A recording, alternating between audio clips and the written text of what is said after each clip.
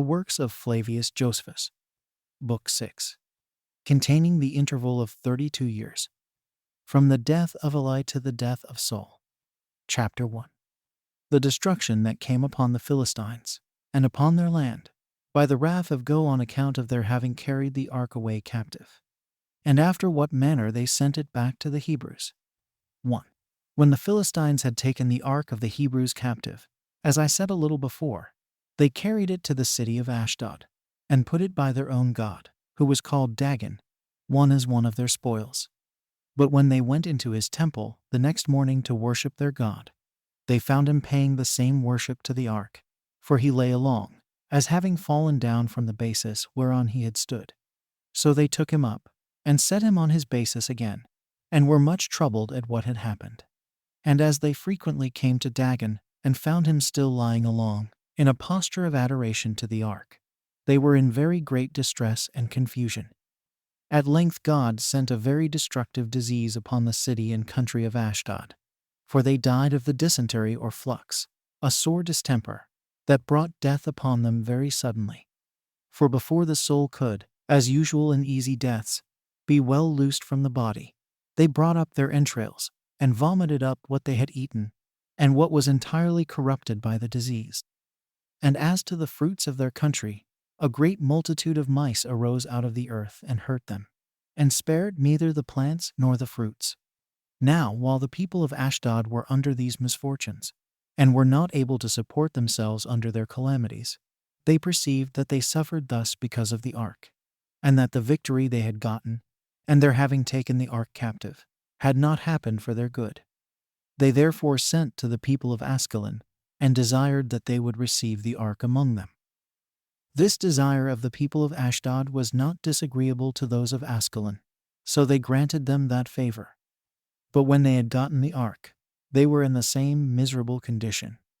For the ark carried along with it the disasters that the people of Ashdod had suffered, to those who received it from them. Those of Askelon also sent it away from themselves to others, nor did it stay among those others neither. For since they were pursued by the same disasters, they still sent it to the neighboring cities, so that the ark went round, after this manner, to the 5 cities of the Philistines, as though it exacted these disasters as a tribute to be paid it for its coming among them. 2. When those that had experienced these miseries were tired out with them, and when those that heard of them were taught thereby not to admit the ark among them, since they paid so dear a tribute for it, at length they sought for some contrivance and method how they might get free from it. So the governors of the 5 cities, Gath and Ekron and Askelon, as also of Gaza and Ashkelon, met together, and considered what was fit to be done. And at first they thought proper to send the ark back to its own people, as allowing that God had avenged its cause, that the miseries they had undergone came along with it, and that these were sent on their cities upon its account, and together with it. However, there were those that said they should not do so, nor suffer themselves to be deluded, as ascribing the cause of their miseries to it, because it could not have such power and force upon them. For, had God had such a regard to it, it would not have been delivered into the hands of men. So they exhorted them to be quiet, and to take patiently what had befallen them, and to suppose there was no other cause of it, but nature, which, at certain revolutions of time, produces such mutations in the bodies of men, in the earth, in plants, and in all things that grow out of the earth. But the counsel that prevailed over those already described was that of certain men, who were believed to have distinguished themselves in former times for their understanding and prudence, and who, in their present circumstances, seemed above all the rest to speak properly. These men said it was not right either to send the ark away, or to retain it, but to dedicate 5 golden images, one for every city, as a thank offering to God, on account of his having taken care of their preservation, and having kept them alive when their lives were likely to be taken away by such distempers as they were not able to bear up against. They also would have them make 5 golden mice like to those that devoured and destroyed their country too, to put them in a bag, and lay them upon the ark, to make them a new cart also for it, and to yoke milch kine to it 3, but to shut up their calves, and keep them from them, lest, by following after them, they should prove a hindrance to their dams, and that the dams might return the faster out of a desire of those calves.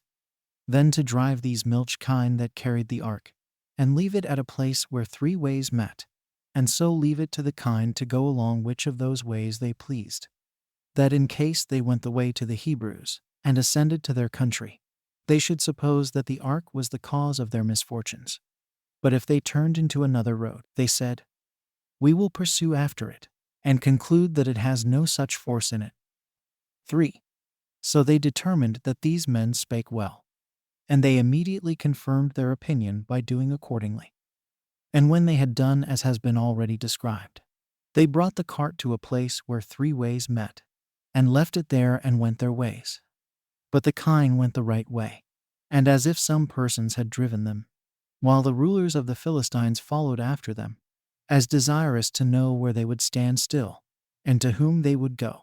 Now there was a certain village of the tribe of Judah, the name of which was Bethshemesh, and to that village did the kine go.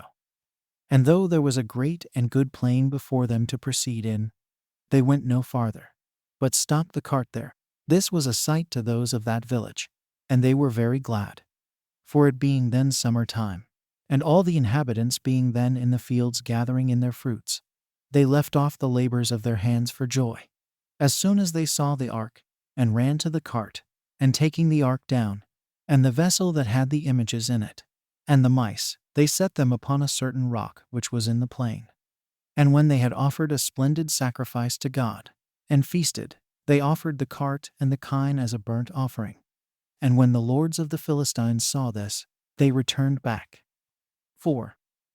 But now it was that the wrath of God overtook them, and struck 70 persons of the village of Bethshemesh dead, who, not being priests, and so not worthy to touch the ark, had approached to it.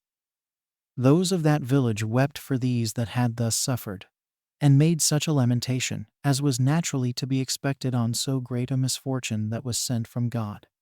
And every one mourned for his own relation. And since they acknowledged themselves unworthy of the ark's abode with them, they sent to the public senate of the Israelites, and informed them that the ark was restored by the Philistines, which when they knew, they brought it away to Kirjath-jearim, a city in the neighborhood of Bethshemesh. In this city lived one Abinadab, by birth a Levite, and who was greatly commended for his righteous and religious course of life. So they brought the ark to his house, as to a place fit for God himself to abide in, since therein did inhabit a righteous man. His sons also ministered to the divine service at the ark, and were the principal curators of it for 20 years. For so many years it continued in Kirjath-jearim, having been but 4 months with the Philistines. Chapter 2. The expedition of the Philistines against the Hebrews, and the Hebrews' victory under the conduct of Samuel the prophet, who was their general. 1. Now while the city of Kirjath-jearim had the ark with them, the whole body of the people betook themselves all that time to offer prayers and sacrifices to God, and appeared greatly concerned and zealous about his worship. So Samuel the prophet, seeing how ready they were to do their duty, thought this a proper time to speak to them, while they were in this good disposition, about the recovery of their liberty, and of the blessings that accompanied the same. Accordingly he used such words to them as he thought were most likely to excite that inclination, and to persuade them to attempt it.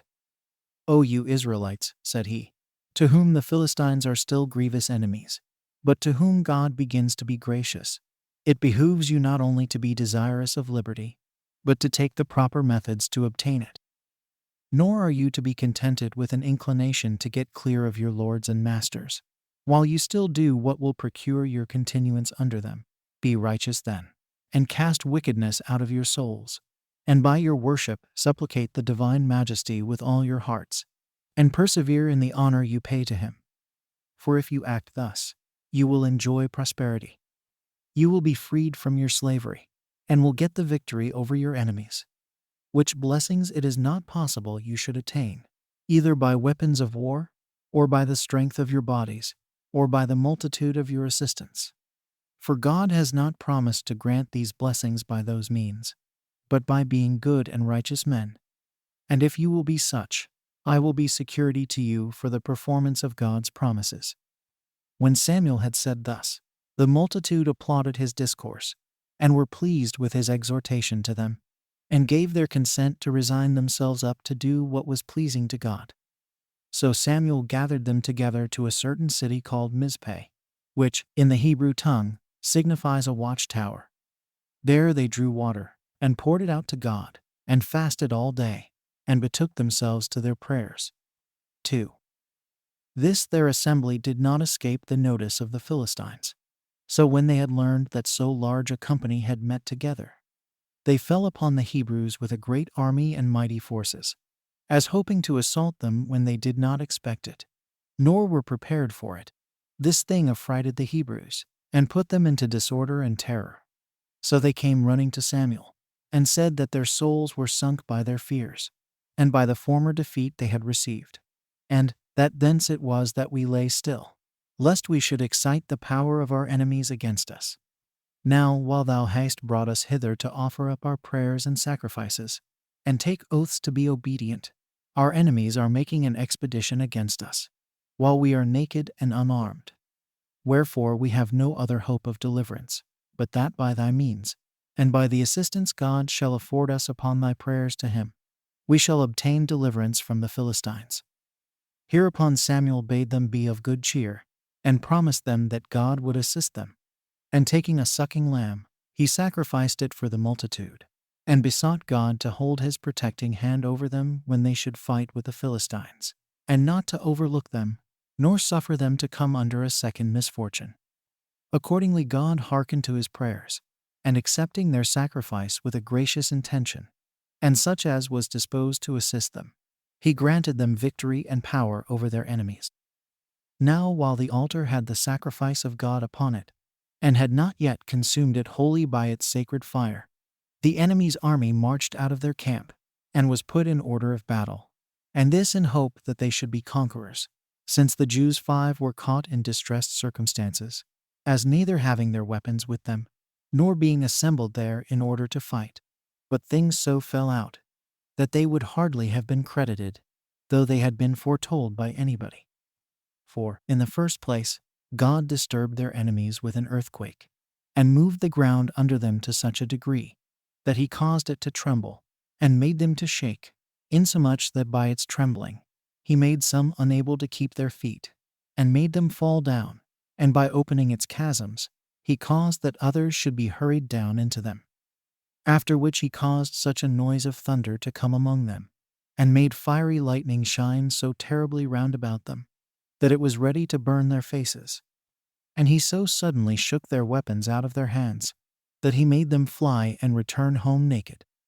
So Samuel with a multitude pursued them to Bethkar, a place so called, and there he set up a stone as a boundary of their victory and their enemies' flight, and called it the stone of power, as a signal of that power God had given them against their enemies. 3. So the Philistines, after this stroke, made no more expeditions against the Israelites, but lay still out of fear, and out of remembrance of what had befallen them, and what courage the Philistines had formerly against the Hebrews, that, after this victory, was transferred to the Hebrews. Samuel also made an expedition against the Philistines, and slew many of them, and entirely humbled their proud hearts, and took from them that country, which, when they were formerly conquerors in battle, they had cut off from the Jews, which was the country that extended from the borders of Gath to the city of Ekron. But the remains of the Canaanites were at this time in friendship with the Israelites. Chapter 3. How Samuel, when he was so infirm with old age that he could not take care of the public affairs, entrusted them to his sons. And how upon the evil administration of the government by them, the multitude were so angry, that they required to have a king to govern them, although Samuel was much displeased thereat. 1.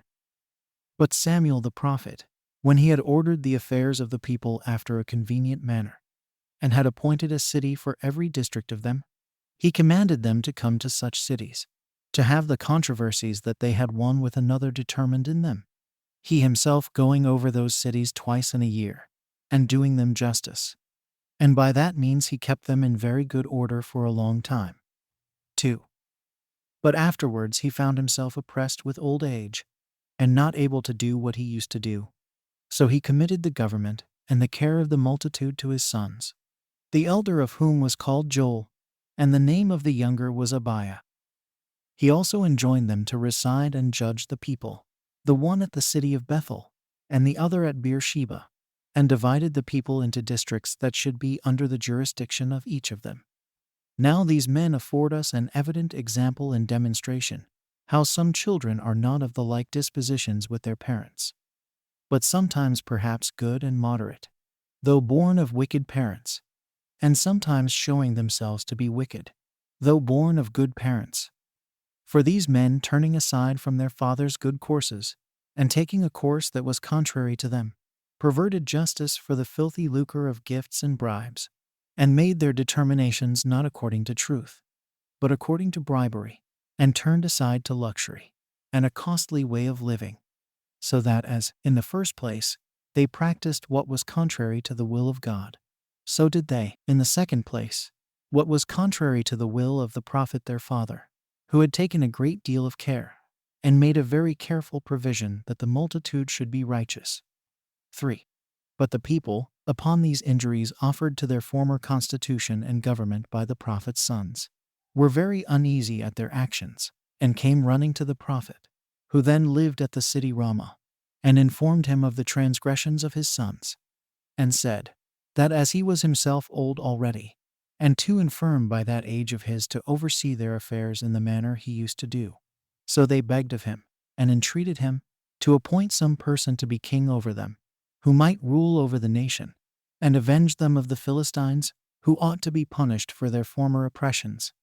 These words greatly afflicted Samuel, on account of his innate love of justice, and his hatred to kingly government, for he was very fond of an aristocracy, as what made the men that used it of a divine and happy disposition. Nor could he either think of eating or sleeping, out of his concern and torment of mind at what they had said. But all the night long did he continue awake, and revolved these notions in his mind. 4. While he was thus disposed, God appeared to him, and comforted him, saying, that he ought not to be uneasy at what the multitude desired, because it was not he, but himself whom they so insolently despised, and would not have to be alone their king, that they had been contriving these things from the very day that they came out of Egypt. That, however, in no long time they would sorely repent of what they did, which repentance yet could not undo what was thus done for futurity, that they would be sufficiently rebuked for their contempt, and the ungrateful conduct they have used towards me, and towards thy prophetic office. So I command thee to ordain them such a one as I shall name beforehand to be their king, when thou hast first described what mischiefs kingly government will bring upon them, and openly testified before them into what a great change of affairs they are hasting. 5. When Samuel had heard this, he called the Jews early in the morning, and confessed to them that he was to ordain them a king. But he said that he was first to describe to them what would follow, what treatment they would receive from their kings, and with how many mischiefs they must struggle. For know ye, said he, that, in the first place, they will take your sons away from you, and they will command some of them to be drivers of their chariots, and some to be their horsemen, and the guards of their body, and others of them to be runners before them, and captains of thousands, and captains of hundreds. They will also make them their artificers, makers of armor, and of chariots, and of instruments. They will make them their husbandmen also, and the curators of their own fields, and the diggers of their own vineyards.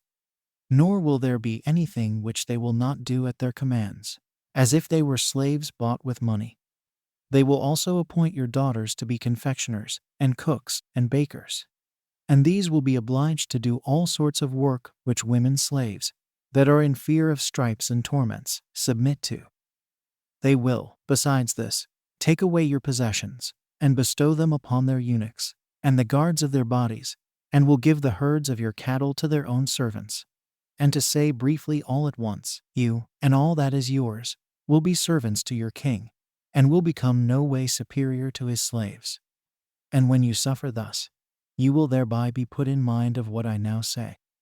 And when you repent of what you have done, you will beseech God to have mercy upon you, and to grant you a quick deliverance from your kings. But he will not accept your prayers, but will neglect you, and permit you to suffer the punishment your evil conduct has deserved. 6. But the multitude was still so foolish as to be deaf to these predictions of what would befall them, and too peevish to suffer a determination which they had injudiciously once made, to be taken out of their mind. For they could not be turned from their purpose, nor did they regard the words of Samuel, but peremptorily insisted on their resolution, and desired him to ordain them a king immediately, and not trouble himself with fears of what would happen hereafter. For that it was necessary they should have with them one to fight their battles, and to avenge them of their enemies, and that it was no way absurd, when their neighbors were under kingly government, that they should have the same form of government also. So when Samuel saw that what he had said had not diverted them from their purpose, but that they continued resolute, he said, "Go you every one home for the present. When it is fit, I will send for you, as soon as I shall have learned from God who it is that he will give you for your king." Chapter 4. The appointment of a king over the Israelites, whose name was Saul, and this by the command of God. 1. There was one of the tribe of Benjamin, a man of a good family, and of a virtuous disposition. His name was Kish. He had a son, a young man of a comely countenance, and of a tall body. But his understanding and his mind were preferable to what was visible in him. They called him Saul. Now this Kish had some fine she-asses that were wandered out of the pasture wherein they fed. For he was more delighted with these than with any other cattle he had. So he sent out his son, and one servant with him, to search for the beasts. But when he had gone over his own tribe in search after the asses, he went to other tribes, and when he found them not there neither, he determined to go his way home, lest he should occasion any concern to his father about himself. But when his servant that followed him told him, as they were near the city of Ramah, that there was a true prophet in that city, and advised him to go to him, for that by him they should know the upshot of the affair of their asses, he replied, that if they should go to him, they had nothing to give him as a reward for his prophecy, for their subsistence money was spent. The servant answered, that he had still the fourth part of a shekel, and he would present him with that. For they were mistaken out of ignorance, as not knowing that the prophet received no such reward. 6. So they went to him. And when they were before the gates, they lit upon certain maidens that were going to fetch water, and they asked them which was the prophet's house. They showed them which it was, and bid them make haste before he sat down to supper, for he had invited many guests to a feast, and that he used to sit down before those that were invited. Now Samuel had then gathered many together to feast with him on this very account. For while he every day prayed to God to tell him beforehand whom he would make king, he had informed him of this man the day before, for that he would send him a certain young man out of the tribe of Benjamin about this hour of the day. And he sat on the top of the house in expectation of that time's being come. And when the time was completed, he came down and went to supper. So he met with Saul, and God discovered to him that this was he who should rule over them. Then Saul went up to Samuel and saluted him, and desired him to inform him which was the prophet's house. For he said he was a stranger, and did not know it. When Samuel had told him that he himself was the person, he led him in to supper, and assured him that the asses were found which he had been to seek, and that the greatest of good things were assured to him. He replied, I am too inconsiderable to hope for any such thing, and of a tribe too small to have kings made out of it, and of a family smaller than several other families. But thou tellest me this in jest, and makest me an object of laughter, when thou discoursest with me of greater matters than what I stand in need of. However, the prophet led him into the feast, and made him sit down, him and his servant that followed him, above the other guests that were invited, which were 70 in number 7, and he gave orders to the servants to set the royal portion before Saul. And when the time of going to bed was come, the rest rose up, and every one of them went home. But Saul stayed with the prophet, he and his servant, and slept with him. 2. Now as soon as it was day, Samuel raised up Saul out of his bed, and conducted him homeward. And when he was out of the city, he desired him to cause his servant to go before. but to stay behind himself, for that he had somewhat to say to him when nobody else was present. Accordingly, Saul sent away his servant that followed him. Then did the prophet take a vessel of oil, and poured it upon the head of the young man, and kissed him, and said, Be thou a king, by the ordination of God, against the Philistines, and for avenging the Hebrews for what they have suffered by them. Of this thou shalt have a sign, which I would have thee take notice of. As soon as thou art departed hence, thou wilt find 3 men upon the road, going to worship God at Bethel. The first of whom thou wilt see carrying 3 loaves of bread, the second carrying a kid of the goats, and the third will follow them carrying a bottle of wine. These 3 men will salute thee, and speak kindly to thee, and will give thee 2 of their loaves, which thou shalt accept of. And thence thou shalt come to a place called Rachel's Monument, where thou shalt meet with those that will tell thee thy asses are found. After this, when thou comest to Gabbatha, thou shalt overtake a company of prophets, and thou shalt be seized with a divine spirit, 8 and prophecy along with them, till every one that sees thee shall be astonished, and wonder, and say, Whence is it that the son of Kish has arrived at this degree of happiness? And when these signs have happened to thee, know that God is with thee. Then do thou salute thy father and thy kindred. Thou shalt also come when I send for thee to Gilgal, that we may offer thank offerings to God for these blessings. When Samuel had said this, and foretold these things, he sent the young man away. Now all things fell out to Saul according to the prophecy of Samuel. 3. But as soon as Saul came into the house of his kinsman Abner, whom indeed he loved better than the rest of his relations, he was asked by him concerning his journey, and what accidents happened to him therein. And he concealed none of the other things from him, no, not his coming to Samuel the prophet, nor how he told him the asses were found.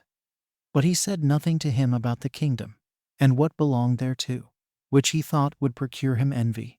And when such things are heard, they are not easily believed.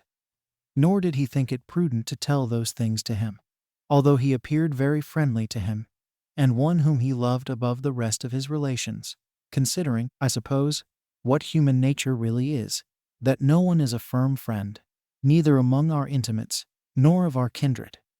Nor do they preserve that kind disposition when God advances men to great prosperity. But they are still ill-natured and envious at those that are in eminent stations. 4. Then Samuel called the people together to the city Mizpeh, and spake to them in the words following, which he said he was to speak by the command of God. That when he had granted them a state of liberty, and brought their enemies into subjection, they were become unmindful of his benefits, and rejected God that he should not be their king, as not considering that it would be most for their advantage to be presided over by the best of beings.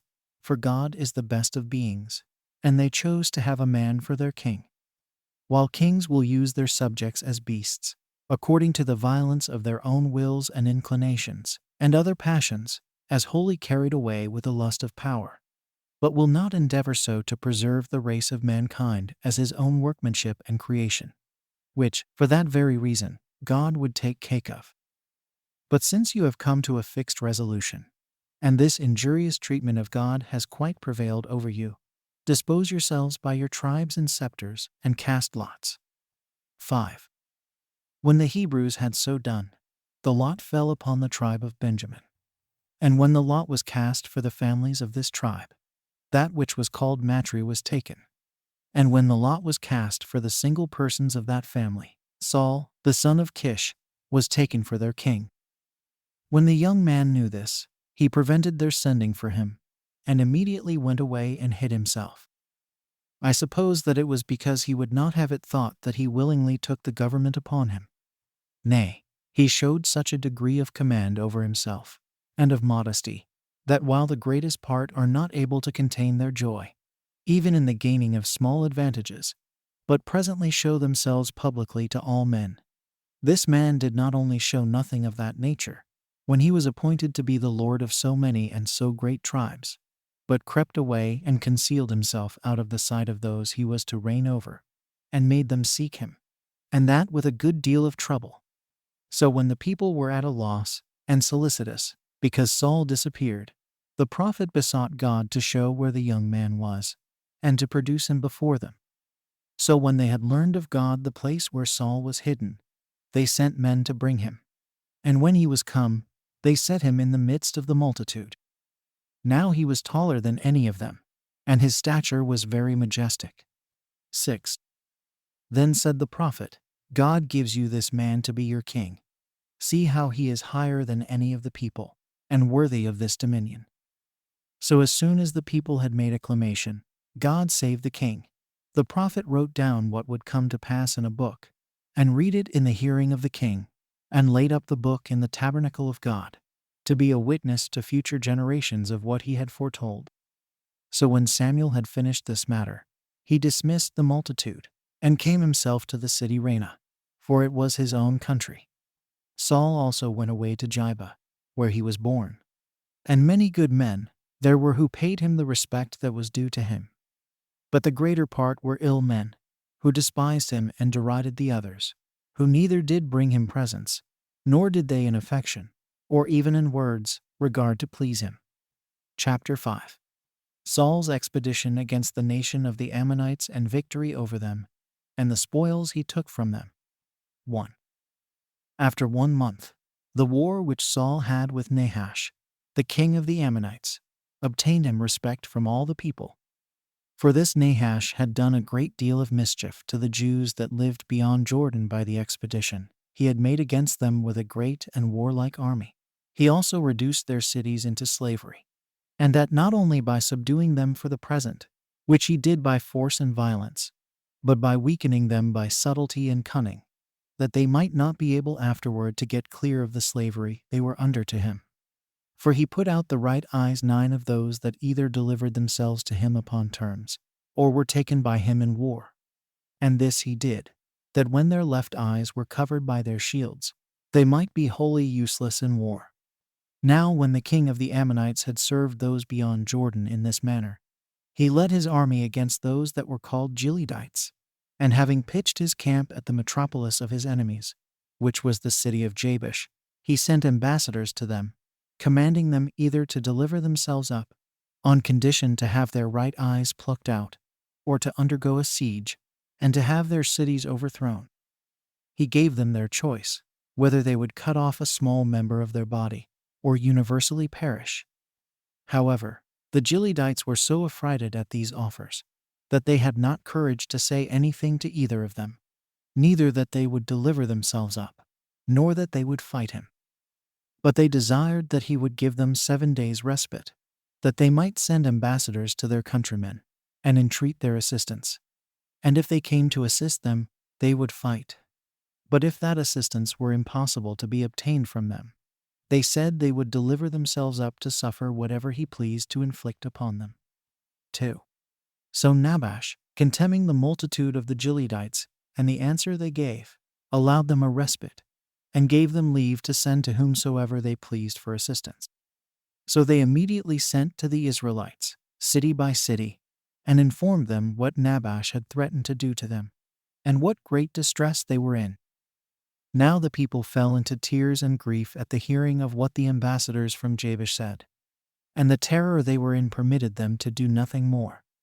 But when the messengers were come to the city of King Saul, and declared the dangers in which the inhabitants of Jabesh were, the people were in the same affliction as those in the other cities, for they lamented the calamity of those related to them. And when Saul was returned from his husbandry into the city, he found his fellow citizens weeping. And when, upon inquiry, he had learned the cause of the confusion and sadness they were in, he was seized with a divine fury, and sent away the ambassadors from the inhabitants of Jabesh, and promised them to come to their assistance on the 3rd day, and to beat their enemies before sun rising, that the sun upon its rising might see that they had already conquered, and were freed from the fears they were under.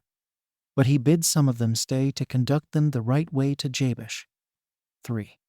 So being desirous to turn the people to this war against the Ammonites by fear of the losses they should otherwise undergo, and that they might the more suddenly be gathered together, he cut the sinews of his oxen, and threatened to do the same to all such as did not come with their armor to Jordan the next day, and follow him and Samuel the prophet whithersoever they should lead them.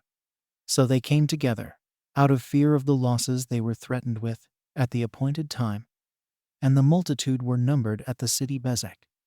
And he found the number of those that were gathered together, besides that of the tribe of Judah, to be 700,000, while those of that tribe were 70,000. So he passed over Jordan, and proceeded in marching all that night, 30 furlongs, and came to Jabesh before sun rising. So he divided the army into 3 companies, and fell upon their enemies on every side on the sudden, and when they expected no such thing, and joining battle with them, they slew a great many of the Ammonites, as also their king Nabash. This glorious action was done by Saul, and was related with great commendation of him to all the Hebrews. And he thence gained a wonderful reputation for his valor. For although there were some of them that contemned him before, they now changed their minds, and honored him, and esteemed him as the best of men. For he did not content himself with having saved the inhabitants of Jabesh only, but he made an expedition into the country of the Ammonites, and laid it all waste, and took a large prey, and so returned to his own country most gloriously. So the people were greatly pleased at these excellent performances of Saul, and rejoiced that they had constituted him their king. They also made a clamor against those that pretended he would be of no advantage to their affairs. And they said, Where now are these men? Let them be brought to punishment, with all the like things that multitudes usually say when they are elevated with prosperity, against those that lately had despised the authors of it. But Saul, although he took the goodwill and the affection of these men very kindly, yet did he swear that he would not see any of his countrymen slain that day, since it was absurd to mix this victory, which God had given them, with the blood and slaughter of those that were of the same lineage with themselves, and that it was more agreeable to be men of a friendly disposition, and so to betake themselves to feasting. 4. And when Samuel had told them that he ought to confirm the kingdom to Saul by a second ordination of him, they all came together to the city of Gilgal, for thither did he command them to come. So the prophet anointed Saul with the holy oil in the sight of the multitude, and declared him to be king the second time. And so the government of the Hebrews was changed into a regal government. For in the days of Moses and his disciple Joshua, who was their general, they continued under an aristocracy. But after the death of Joshua, for 18 years in all, the multitude had no settled form of government, but were in an anarchy. After which they returned to their former government, they then permitting themselves to be judged by him who appeared to be the best warrior and most courageous, whence it was that they called this interval of their government the judges. 5. Then did Samuel the prophet call another assembly also, and said to them, I solemnly adjure you by God Almighty, who brought those excellent brethren, I mean Moses and Aaron, into the world, and delivered our fathers from the Egyptians, and from the slavery they endured under them, that you will not speak what you say to gratify me, nor suppress anything out of fear of me, nor be overborne by any other passion, but say, What have I ever done that was cruel or unjust? Or what have I done out of lucre or covetousness, or to gratify others?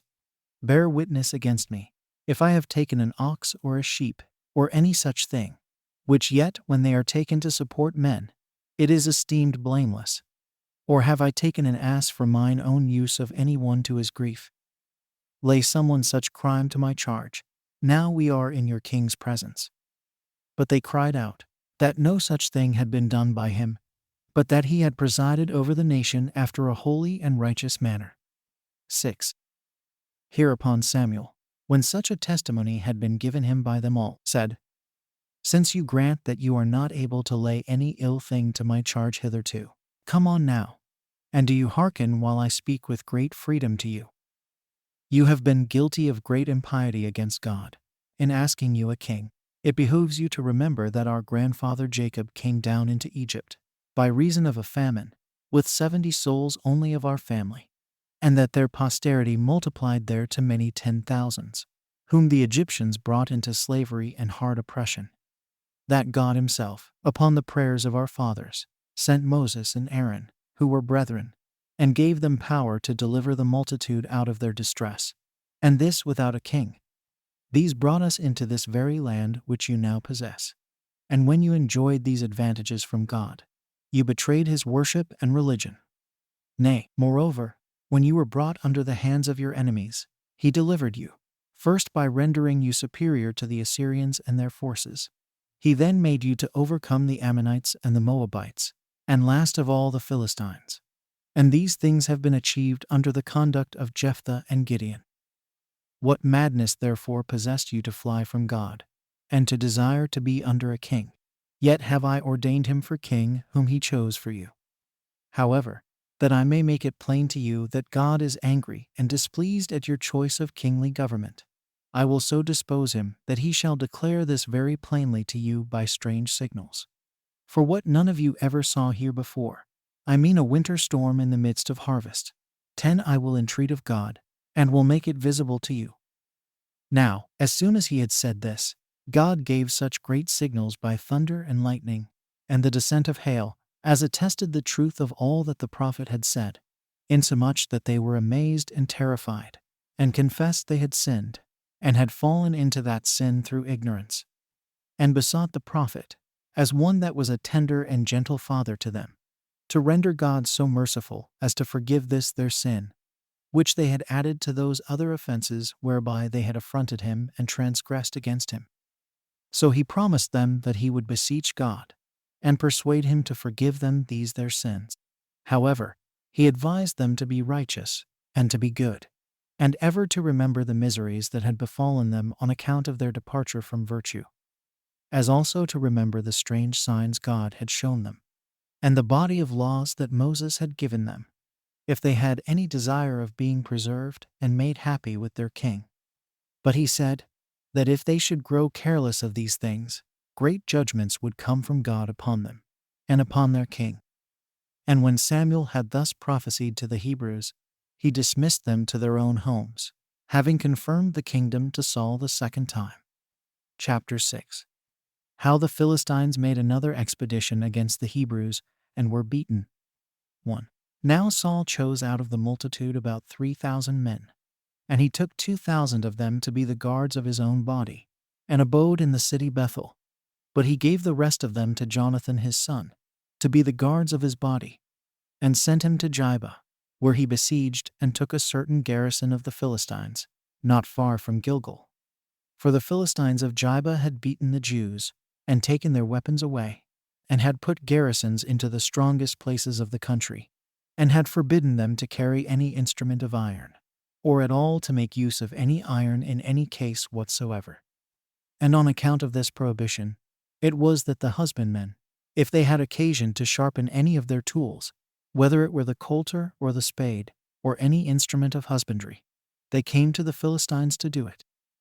Now as soon as the Philistines heard of this slaughter of their garrison, they were in a rage about it, and, looking on this contempt as a terrible affront offered them, they made war against the Jews, with 300,000 footmen, and 30,000 chariots, and 6,000 horses, and they pitched their camp at the city Michmash.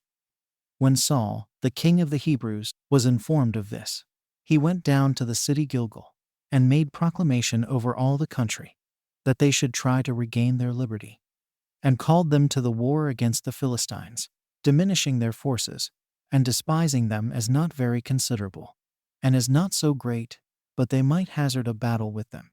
But when the people about Saul observed how numerous the Philistines were, they were under a great consternation, and some of them hid themselves in caves and in dens underground. But the greater part fled into the land beyond Jordan, which belonged to Gad and Reuben. 2. But Saul sent to the prophet, and called him to consult with him about the war and the public affairs. So he commanded him to stay there for him, and to prepare sacrifices, for he would come to him within 7 days, that they might offer sacrifices on the 7th day, and might then join battle with their enemies. So he waited 11, as the prophet sent to him to do.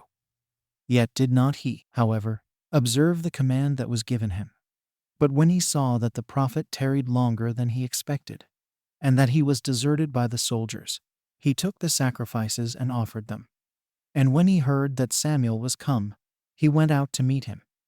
But the prophet said he had not done well in disobeying the injunctions he had sent to him, and had not stayed till his coming, which being appointed according to the will of God, he had prevented him in offering up those prayers and those sacrifices that he should have made for the multitude, and that he therefore had performed divine offices in an ill manner, and had been rash in performing them. Hereupon Saul made an apology for himself, and said that he had waited as many days as Samuel had appointed him, that he had been so quick in offering his sacrifices, upon account of the necessity he was in, and because his soldiers were departing from him, out of their fear of the enemy's camp at Michmash, the report being gone abroad that they were coming down upon him of Gilgal. To which Samuel replied, Nay, certainly, if thou hadst been a righteous man, 12, and hadst not disobeyed me, nor slighted the commands which God suggested to me concerning the present state of affairs, and hadst not acted more hastily than the present circumstances required, thou wouldst have been permitted to reign a long time, and thy posterity after thee. So Samuel, being grieved at what happened, returned home. But Saul came to the city Gibeah with his son Jonathan, having only 600 men with him. And of these the greater part had no weapons, because of the scarcity of iron in that country, as well as of those that could make such weapons. For, as we showed a little before, the Philistines had not suffered them to have such iron or such workmen. Now the Philistines divided their army into 3 companies, and took as many roads, and laid waste the country of the Hebrews, while King Saul and his son Jonathan saw what was done, but were not able to defend the land, having no more than 600 men with them. But as he, and his son, and Abiah the high priest, who was of the posterity of Eli the high priest, were sitting upon a pretty high hill, and seeing the land laid waste, they were mightily disturbed at it. Now Saul's son agreed with his armor-bearer that they would go privately to the enemy's camp, and make a tumult and a disturbance among them. And when the armor-bearer had readily promised to follow him whithersoever he should lead him, though he should be obliged to die in the attempt, Jonathan made use of the young man's assistance, and descended from the hill, and went to their enemies. Now the enemy's camp was upon a precipice which had 3 tops, that ended in a small but sharp and long extremity, while there was a rock that surrounded them, like lines made to prevent the attacks of an enemy. There it so happened that the outguards of the camp were neglected, because of the security that here arose from the situation of the place, and because they thought it altogether impossible, not only to ascend up to the camp on that quarter, but so much as to come near it. As soon, therefore, as they came to the camp, Jonathan encouraged his armor-bearer, and said to him, Let us attack our enemies, and if, when they see us, they bid us come up to them, take that for a signal of victory. But if they say nothing, as not intending to invite us to come up, let us return back again. So when they were approaching to the enemy's camp, just after break of day, and the Philistines saw them, they said one to another, The Hebrews come out of their dens and caves. And they said to Jonathan and to his armor-bearer, Come on, ascend up to us, that we may inflict a just punishment upon you, for your rash attempt upon us. So Saul's son accepted of that invitation, as what signified to him victory. And he immediately came out of the place whence they were seen by their enemies. So he changed his place, and came to the rock, which had none to guard it, because of its own strength. From thence they crept up with great labor and difficulty, and so far overcame by force the nature of the place, till they were able to fight with their enemies. So they fell upon them as they were asleep, and slew about 20 of them, and thereby filled them with disorder and surprise, insomuch that some of them threw away their entire armor and fled.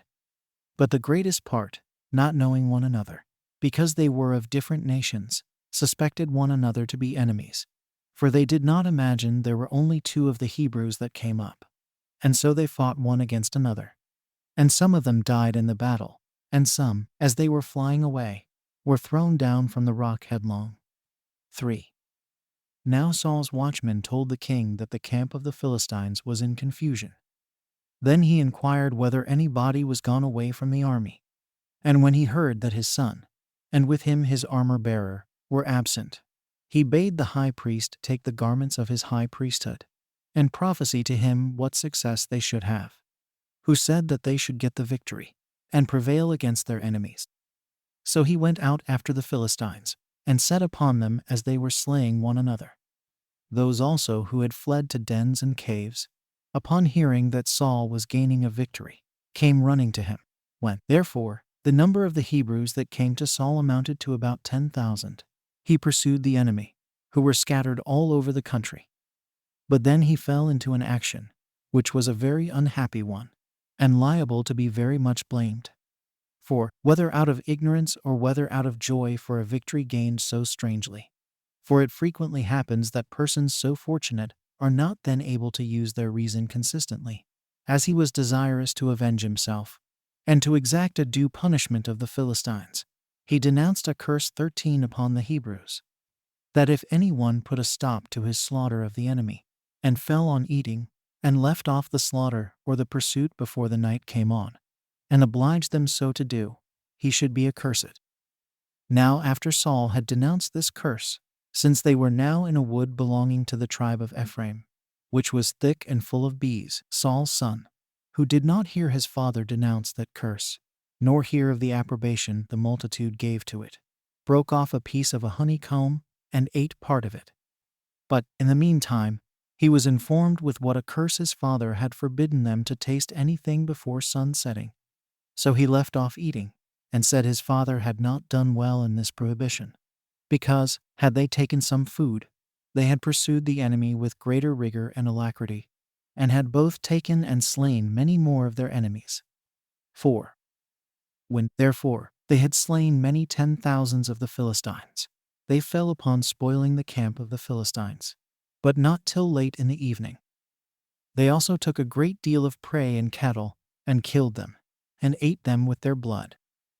This was told to the king by the scribes, that the multitude were sinning against God as they sacrificed, and were eating before the blood was well washed away, and the flesh was made clean. Then did Saul give order that a great stone should be rolled into the midst of them, and he made proclamation that they should kill their sacrifices upon it, and not feed upon the flesh with the blood, for that was not acceptable to God. And when all the people did as the king commanded them, Saul erected an altar there, and offered burnt offerings upon it to God. 14.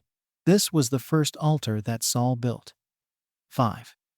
So when Saul was desirous of leading his men to the enemy's camp, before it was day, in order to plunder it, and when the soldiers were not unwilling to follow him, but indeed showed great readiness to do as he commanded them, the king called Ahitub the high priest, and enjoined him to know of God whether he would grant them the favor and permission to go against the enemy's camp, in order to destroy those that were in it. And when the priest said that God did not give any answer, Saul replied, "And not without some cause does God refuse to answer what we inquire of him, while yet a little while ago he declared to us all that we desired beforehand, and even prevented us in his answer. To be sure there is some sin against him that is concealed from us, which is the occasion of his silence. Now I swear by him himself, that though he that hath committed this sin should prove to be my own son Jonathan, I will slay him, and by that means will appease the anger of God against us, and that in the very same manner as if I were to punish a stranger, and one not at all related to me, for the same offense." So when the multitude cried out to him so to do, he presently set all the rest on one side, and he and his son stood on the other side, and he sought to discover the offender by lot. Now the lot appeared to fall upon Jonathan himself. So when he was asked by his father what sin he had been guilty of, and what he was conscious of in the course of his life, that might be esteemed instances of guilt or profaneness, his answer was this: "O Father, I have done nothing more than that yesterday, without knowing of the curse and oath thou hadst denounced. While I was in pursuit of the enemy, I tasted of a honeycomb." But Saul sware that he would slay him, and prefer the observation of his oath before all the ties of birth and of nature. And Jonathan was not dismayed at this threatening of death, but, offering himself to it generously and undauntedly, he said, "Nor do I desire you, Father, to spare me.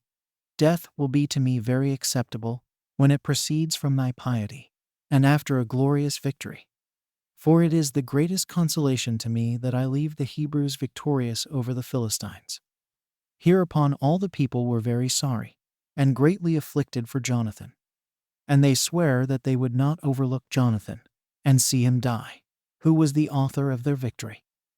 By which means they snatched him out of the danger he was in from his father's curse, while they made their prayers to God also for the young man, that he would remit his sin. 6. So Saul, having slain about 60,000 of the enemy, returned home to his own city, and reigned happily.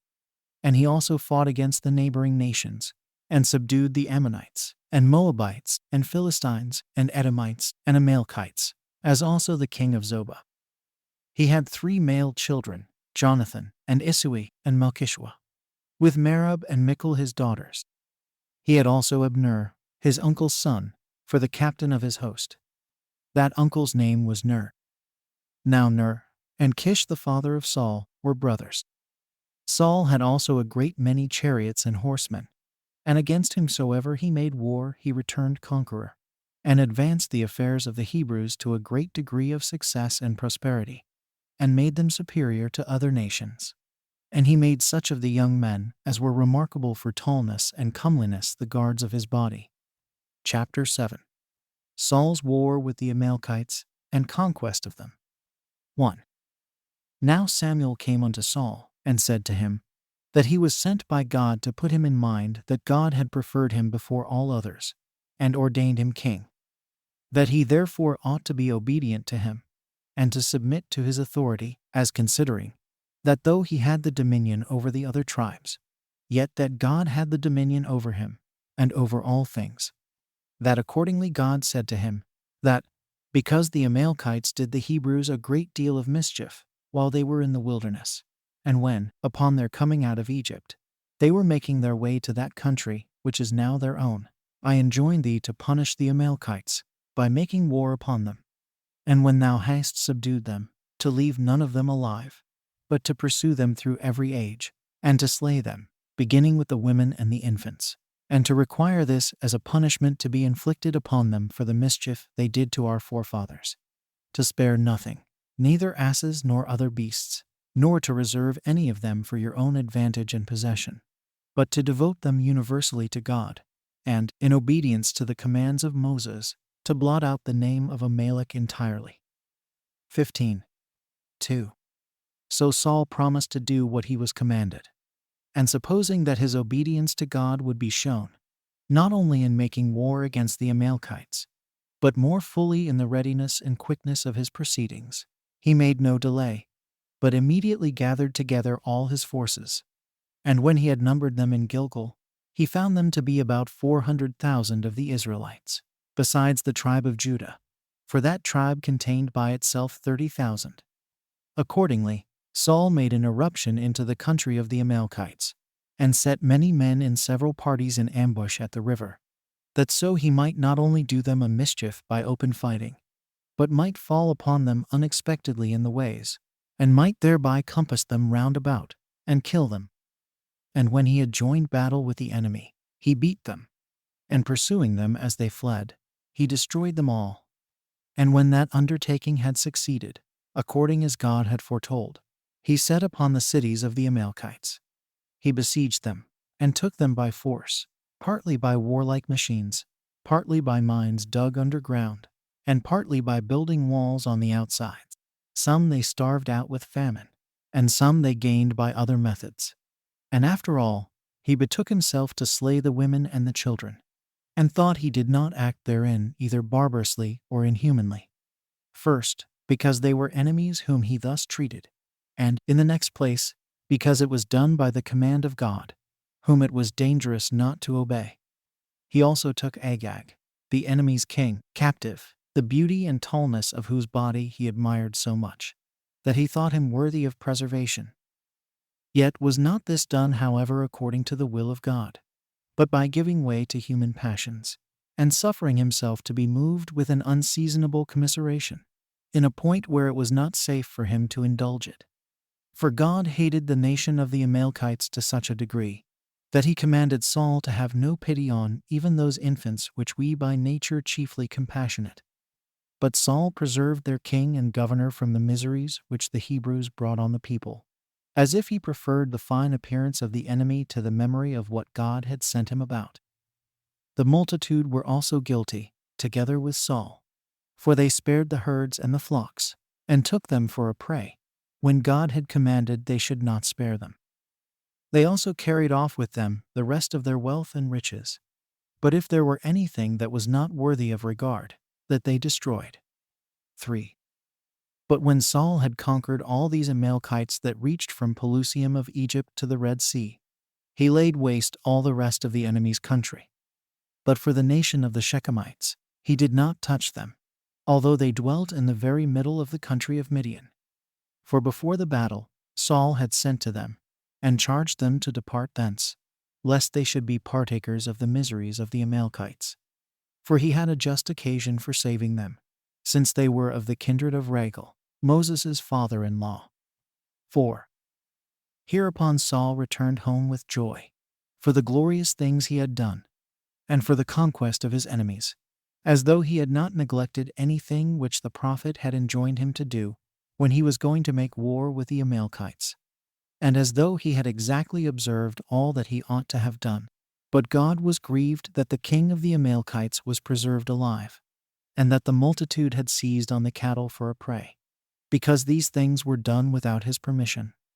For he thought it an intolerable thing that they should conquer and overcome their enemies by that power which he gave them, and then that he himself should be so grossly despised and disobeyed by them, that a mere man that was a king would not bear it. He therefore told Samuel the prophet that he repented that he had made Saul king, while he did nothing that he had commanded him, but indulged his own inclinations. When Samuel heard that, he was in confusion, and began to beseech God all that night to be reconciled to Saul, and not to be angry with him. But he did not grant that forgiveness to Saul which the prophet asked for, as not deeming it a fit thing to grant forgiveness of such sins at his entreaties, since injuries do not otherwise grow so great as by the easy tempers of those that are injured, or while they hunt after the glory of being thought gentle and good-natured, before they are aware they produce other sins. As soon therefore as God had rejected the intercession of the prophet, and it plainly appeared he would not change his mind, at break of day Samuel came to Saul at Gilgal. When the king saw him, he ran to him, and embraced him, and said, I return thanks to God, who hath given me the victory, for I have performed everything that he hath commanded me. To which Samuel replied, How is it then that I hear the bleating of the sheep and the lowing of the greater cattle in the camp? Saul made answer, that the people had reserved them for sacrifices, but that, as to the nation of the Amalekites, it was entirely destroyed, as he had received it in command to see done, and that no one man was left, but that he had saved alive the king alone, and brought him to him, concerning whom, he said, they would advise together what should be done with him. But the prophet said, God is not delighted with sacrifices, but with good and with righteous men, who are such as follow his will and his laws, and never think that anything is well done by them, but when they do it as God had commanded them, that he then looks upon himself as affronted, not when anyone does not sacrifice, but when anyone appears to be disobedient to him, but that from those who do not obey him, nor pay him that duty which is the alone true and acceptable worship, he will not kindly accept their oblations, be those they offer ever so many and so fat, and be the presents they make him ever so ornamental, nay, though they were made of gold and silver themselves, but he will reject them, and esteem them instances of wickedness, and not of piety, and that he is delighted with those that still bear in mind this one thing, and this only, how to do that, whatsoever it be, which God pronounces or commands for them to do, and to choose rather to die than to transgress any of those commands. Nor does he require so much as a sacrifice from them. And when these do sacrifice, though it be a mean oblation, he better accepts of it as the honor of poverty, than such oblations as come from the richest men that offer them to him. Wherefore take notice, that thou art under the wrath of God, for thou hast despised and neglected what he commanded thee. How dost thou then suppose that he will respect a sacrifice out of such things as he hath doomed to destruction? Unless perhaps thou dost imagine that it is almost all one to offer it in sacrifice to God as to destroy it. Do thou therefore expect that thy kingdom will be taken from thee, and that authority which thou hast abused by such insolent behavior, as to neglect that God who bestowed it upon thee? Then did Saul confess that he had acted unjustly, and did not deny that he had sinned, because he had transgressed the injunctions of the prophet. But he said that it was out of a dread and fear of the soldiers, that he did not prohibit and restrain them when they seized on the prey. But forgive me, said he, and be merciful to me, for I will be cautious how I offend for the time to come. He also entreated the prophet to go back with him, that he might offer his thank offerings to God. But Samuel went home, because he saw that God would not be reconciled to him. 5. But then Saul was so desirous to retain Samuel, that he took hold of his cloak. And because the vehemence of Samuel's departure made the motion to be violent, the cloak was rent. Upon which the prophet said, that after the same manner should the kingdom be rent from him, and that a good and a just man should take it. That God persevered in what he had decreed about him. That to be mutable and changeable in what is determined, is agreeable to human passions only, but is not agreeable to the divine power. Hereupon Saul said that he had been wicked, but that what was done could not be undone. He therefore desired him to honor him so far, that the multitude might see that he would accompany him in worshiping God. So Samuel granted him that favor, and went with him and worshipped God. Agag also, the king of the Amalekites, was brought to him. And when the king asked how bitter death was, Samuel said, As thou hast made many of the Hebrew mothers to lament and bewail the loss of their children, so shalt thou, by thy death, cause thy mother to lament thee also. Accordingly, he gave order to slay him immediately at Gilgal, and then went away to the city Ramah. Chapter 8. How, upon Saul's transgression of the prophet's commands, Samuel ordained another person to be king privately, whose name was David, as God commanded him. 1. Now Saul, being sensible of the miserable condition he had brought himself into, and that he had made God to be his enemy, he went up to his royal palace at Gibeah, which name denotes a hill, and after that day he came no more into the presence of the prophet. And when Samuel mourned for him, God bid him leave off his concern for him, and to take the holy oil, and go to Bethlehem, to Jesse the son of Obed, and to anoint such of his sons as he should show him for their future king. But Samuel said, he was afraid lest Saul, when he came to know of it, should kill him, either by some private method, or even openly. But upon God's suggesting to him a safe way of going thither, he came to the forementioned city. And when they all saluted him, and asked what was the occasion of his coming, he told them he came to sacrifice to God. When, therefore, he had gotten a sacrifice ready, he called Jesse and his sons to partake of those sacrifices. And when he saw his eldest son to be a tall and handsome man, he guessed by his comeliness that he was the person who was to be their future king. But he was mistaken in judging about God's providence. For when Samuel inquired of God whether he should anoint this youth, whom he so admired, and esteemed worthy of the kingdom, God said, Men do not see as God seeth. Thou indeed hast respect to the fine appearance of this youth, and thence esteemest him worthy of the kingdom, while I propose the kingdom as a reward, not of the beauty of bodies, but of the virtue of souls, and I inquire after one that is perfectly comely in that respect.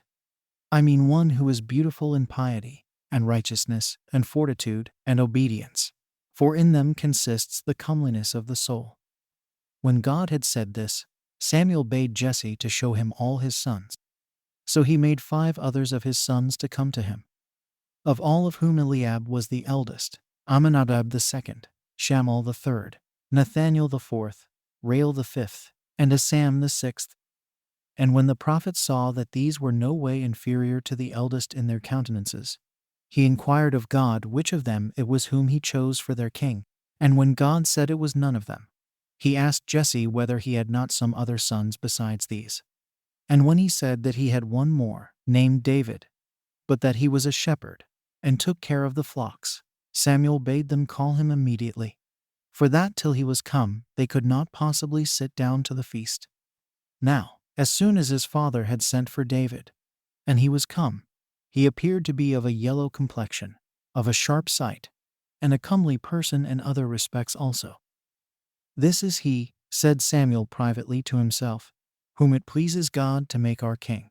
So he sat down to the feast, and placed the youth under him, and Jesse also, with his other sons.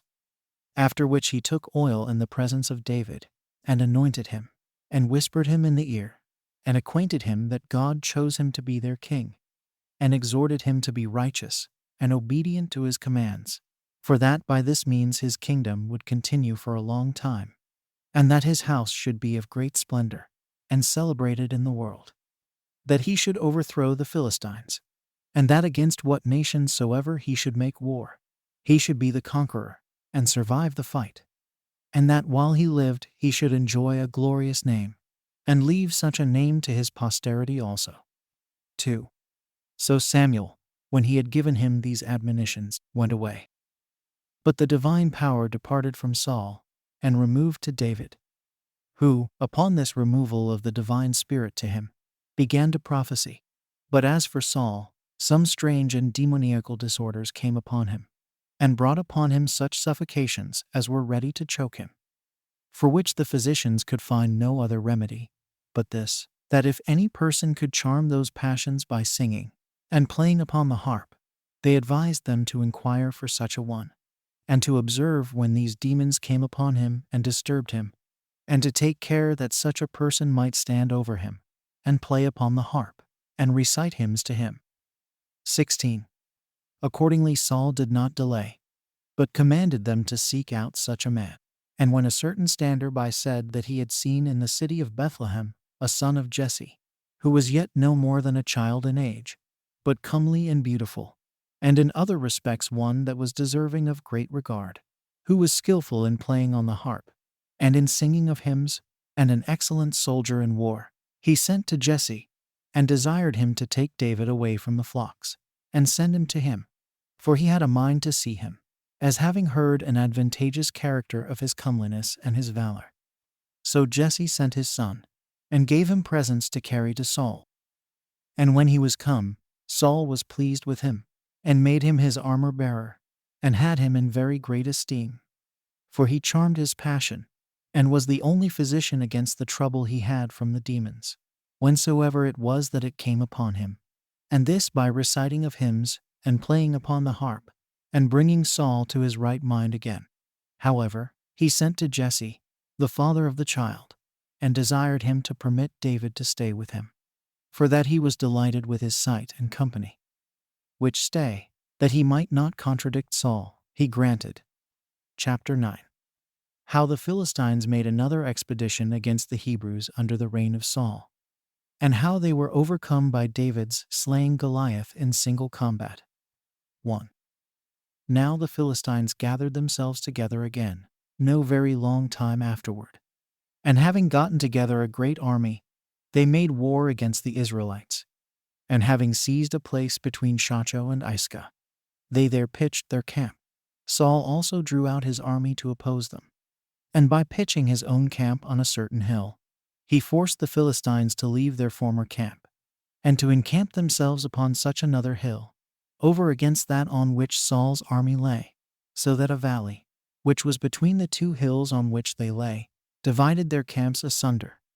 Now there came down a man out of the camp of the Philistines, whose name was Goliath, of the city of Gath, a man of vast bulk, for he was of 4 cubits and a span in tallness, and had about him weapons suitable to the largeness of his body, for he had a breastplate on that weighed 5,000 shekels. He had also a helmet and greaves of brass, as large as you would naturally suppose might cover the limbs of so vast a body. His spear was also such as was not carried like a light thing in his right hand, but he carried it as lying on his shoulders. He had also a lance of 600 shekels, and many followed him to carry his armor. Wherefore this Goliath stood between the two armies, as they were in battle array, and sent out a loud voice, and said to Saul and the Hebrews, I will free you from fighting and from dangers. For what necessity is there that your army should fall and be afflicted? Give me a man of you that will fight with me, and he that conquers shall have the reward of the conqueror and determine the war.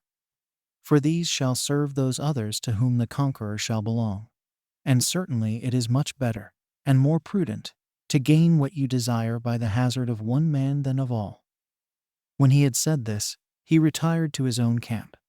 But the next day he came again, and used the same words, and did not leave off for 40 days together, to challenge the enemy in the same words, till Saul and his army were therewith terrified, while they put themselves in array as if they would fight, but did not come to a close battle. 2. Now while this war between the Hebrews and the Philistines was going on, Saul sent away David to his father Jesse, and contented himself with those 3 sons of his whom he had sent to his assistance, and to be partners in the dangers of the war. And at first David returned to feed his sheep and his flocks. But after no long time he came to the camp of the Hebrews, as sent by his father, to carry provisions to his brethren, and to know what they were doing. While Goliath came again, and challenged them, and reproached them, that they had no man of valor among them that durst come down to fight him. And as David was talking with his brethren about the business for which his father had sent him, he heard the Philistine reproaching and abusing the army, and had indignation at it, and said to his brethren, I am ready to fight a single combat with this adversary. Whereupon Eliab, his eldest brother, reproved him, and said that he spoke too rashly and improperly for one of his age, and bid him go to his flocks, and to his father. So he was abashed at his brother's words, and went away. But still he spake to some of the soldiers that he was willing to fight with him that challenged them. And when they had informed Saul what was the resolution of the young man, the king sent for him to come to him. And when the king asked what he had to say, he replied, O king, be not cast down, nor afraid, for I will depress the insolence of this adversary, and will go down and fight with him, and will bring him under me, as tall and as great as he is, till he shall be sufficiently laughed at. And thy army shall get great glory, when he shall be slain by one that is not yet of man's estate, neither fit for fighting, nor capable of being entrusted with the marshalling an army, or ordering a battle, but by one that looks like a child, and is really no elder in age than a child.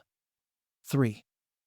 Now Saul wondered at the boldness and alacrity of David, but durst not presume on his ability, by reason of his age, but said he must on that account be too weak to fight with one that was skilled in the art of war. I undertake this enterprise, said David, in dependence on God's being with me, for I have had experience already of his assistance. For I once pursued after, and caught a lion that assaulted my flocks, and took away a lamb from them. And I snatched the lamb out of the wild beast's mouth, and when he leaped upon me with violence, I took him by the tail, and dashed him against the ground. In the same manner did I avenge myself on a bear also. And let this adversary of ours be esteemed like one of these wild beasts, since he has a long while reproached our army, and blasphemed our God, who yet will reduce him under my power. 4. However, Saul prayed that the end might be, by God's assistance, not disagreeable to the alacrity and boldness of the child, and said, Go thy way to the fight. So he put about him his breastplate, and girded on his sword, and fitted the helmet to his head, and sent him away. But David was burdened with his armor, for he had not been exercised to it, nor had he learned to walk with it. So he said, Let this armor be thine, O king, who art able to bear it. But give me leave to fight as thy servant, and as I myself desire. Accordingly he laid by the armor, and taking his staff with him, and putting 5 stones out of the brook into a shepherd's bag, and having a sling in his right hand, he went towards Goliath. But the adversary, seeing him come in such a manner, disdained him, and jested upon him, as if he had not such weapons with him as are usual when one man fights against another, but such as are used in driving away and avoiding of dogs, and said, Dost thou take me not for a man, but a dog? To which he replied, No, not for a dog, but for a creature worse than a dog. This provoked Goliath to anger, who thereupon cursed him by the name of God, and threatened to give his flesh to the beasts of the earth, and to the fowls of the air, to be torn in pieces by them. To whom David answered, Thou comest to me with a sword, and with a spear, and with a breastplate. But I have God for my armor in coming against thee, who will destroy thee and all thy army by my hands, for I will this day cut off thy head, and cast the other parts of thy body to the dogs. And all men shall learn that God is the protector of the Hebrews, and that our armor and our strength is in his providence, and that without God's assistance, all other warlike preparations and power are useless. So the Philistine, being retarded by the weight of his armor, when he attempted to meet David in haste, came on but slowly, as despising him, and depending upon it that he should slay him, who was both unarmed and a child also, without any trouble at all. 5. But the youth met his antagonist, being accompanied with an invisible assistant, who was no other than God himself. And taking one of the stones that he had out of the brook, and had put into his shepherd's bag, and fitting it to his sling, he slang it against the Philistine. This stone fell upon his forehead, and sank into his brain, insomuch that Goliath was stunned, and fell upon his face. So David ran, and stood upon his adversary as he lay down, and cut off his head with his own sword, for he had no sword himself. And upon the fall of Goliath, the Philistines were beaten and fled. For when they saw their champion prostrate on the ground, they were afraid of the entire issue of their affairs, and resolved not to stay any longer, but committed themselves to an ignominious and indecent flight, and thereby endeavored to save themselves from the dangers they were in. But Saul and the entire army of the Hebrews made a shout, and rushed upon them, and slew a great number of them, and pursued the rest to the borders of Garb, and to the gates of Ekron, so that there were slain of the Philistines 30,000, and twice as many wounded. But Saul returned to their camp, and pulled their fortification to pieces, and burnt it. But David carried the head of Goliath into his own tent, but dedicated his sword to God at the tabernacle. Chapter 10. Saul envies David for his glorious success, and takes an occasion of entrapping him, from the promise he made him of giving him his daughter in marriage. But this upon condition of his bringing him 600 heads of the Philistines. 1. Now the women were an occasion of Saul's envy and hatred to David, for they came to meet their victorious army with cymbals and drums, and all demonstrations of joy, and sang thus. The wives said that Saul had slain his many thousands of the Philistines. The virgins replied that David had slain his 10,000s. Now, when the king heard them singing thus, and that he had himself the smallest share in their commendations, and the greater number, the 10,000s, were ascribed to the young man, and when he considered with himself that there was nothing more wanting to David, after such a mighty applause, but the kingdom, he began to be afraid and suspicious of David. Accordingly, he removed him from the station he was in before, for he was his armor-bearer, which, out of fear, seemed to him much too near a station for him. And so he made him captain over 1,000, and bestowed on him a post better indeed in itself, but, as he thought, more for his own security. For he had a mind to send him against the enemy, and into battles, as hoping he would be slain in such dangerous conflicts. 2. But David had God going along with him whithersoever he went, and accordingly he greatly prospered in his undertakings, and it was visible that he had mighty success, insomuch that Saul's daughter, who was still a virgin, fell in love with him, and her affection so far prevailed over her, that it could not be concealed, and her father became acquainted with it. Now Saul heard this gladly, as intending to make use of it for a snare against David, and he hoped that it would prove the cause of destruction and of hazard to him. So he told those that informed him of his daughter's affection, that he would willingly give David the virgin in marriage, and said, I engage myself to marry my daughter to him, if he will bring me 600 heads of my enemies 17, supposing that when a reward so ample was proposed to him, and when he should aim to get him great glory, by undertaking a thing so dangerous and incredible, he would immediately set about it, and so perish by the Philistines. And my designs about him will succeed finely to my mind, for I shall be freed from him, and get him slain, not by myself, but by another man. So he gave order to his servants to try how David would relish this proposal of marrying the damsel.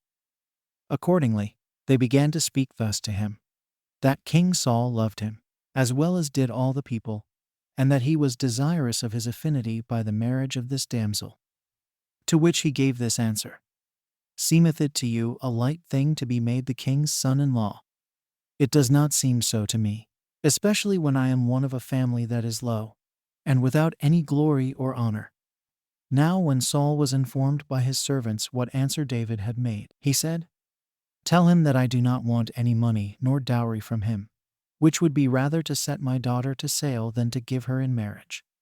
But I desire only such a son-in-law as hath in him fortitude, and all other kinds of virtue, of which he saw David was possessed, and that his desire was to receive of him, on account of his marrying his daughter, neither gold nor silver, nor that he should bring such wealth out of his father's house, but only some revenge on the Philistines, and indeed 600 of their heads, than which a more desirable or a more glorious present could not be brought him, and that he had much rather obtain this than any of the accustomed dowries for his daughter, viz., that she should be married to a man of that character, and to one who had a testimony as having conquered his enemies. 3. When these words of Saul were brought to David, he was pleased with them, and supposed that Saul was really desirous of this affinity with him. So that without bearing to deliberate any longer, or casting about in his mind whether what was proposed was possible, or was difficult or not, he and his companions immediately set upon the enemy, and went about doing what was proposed as the condition of the marriage. Accordingly, because it was God who made all things easy and possible to David, he slew many of the Philistines, and cut off the heads of 600 of them, and came to the king, and by showing him these heads of the Philistines, required that he might have his daughter in marriage. Accordingly, Saul, having no way of getting off his engagements, as thinking it a base thing either to seem a liar when he promised him this marriage, or to appear to have acted treacherously by him, in putting him upon what was in a manner impossible, in order to have him slain, he gave him his daughter in marriage. Her name was Michal. Chapter 11. How David, upon Saul's laying snares for him, did yet escape the dangers he was in by the affection and care of Jonathan, and the contrivances of his wife Michal, and how he came to Samuel the prophet. 1. However, Saul was not disposed to persevere long in the state wherein he was, for when he saw that David was in great esteem, both with God and with the multitude, he was afraid. And being not able to conceal his fear as concerning great things, his kingdom and his life, to be deprived of either of which was a very great calamity, he resolved to have David slain, and commanded his son Jonathan and his most faithful servants to kill him. But Jonathan wondered at his father's change with relation to David, that it should be made to so great a degree, from showing him no small good will, to contrive how to have him killed.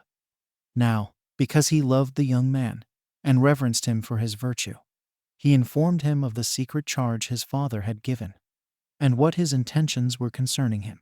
However, he advised him to take care and be absent the next day, for that he would salute his father, and, if he met with a favorable opportunity, he would discourse with him about him, and learn the cause of his disgust, and show how little ground there was for it, and that for it he ought not to kill a man that had done so many good things to the multitude, and had been a benefactor to himself, on account of which he ought in reason to obtain pardon, had he been guilty of the greatest crimes. And, I will then inform thee of my father's resolution. Accordingly David complied with such an advantageous advice, and kept himself then out of the king's sight. 2. On the next day Jonathan came to Saul, as soon as he saw him in a cheerful and joyful disposition, and began to introduce a discourse about David.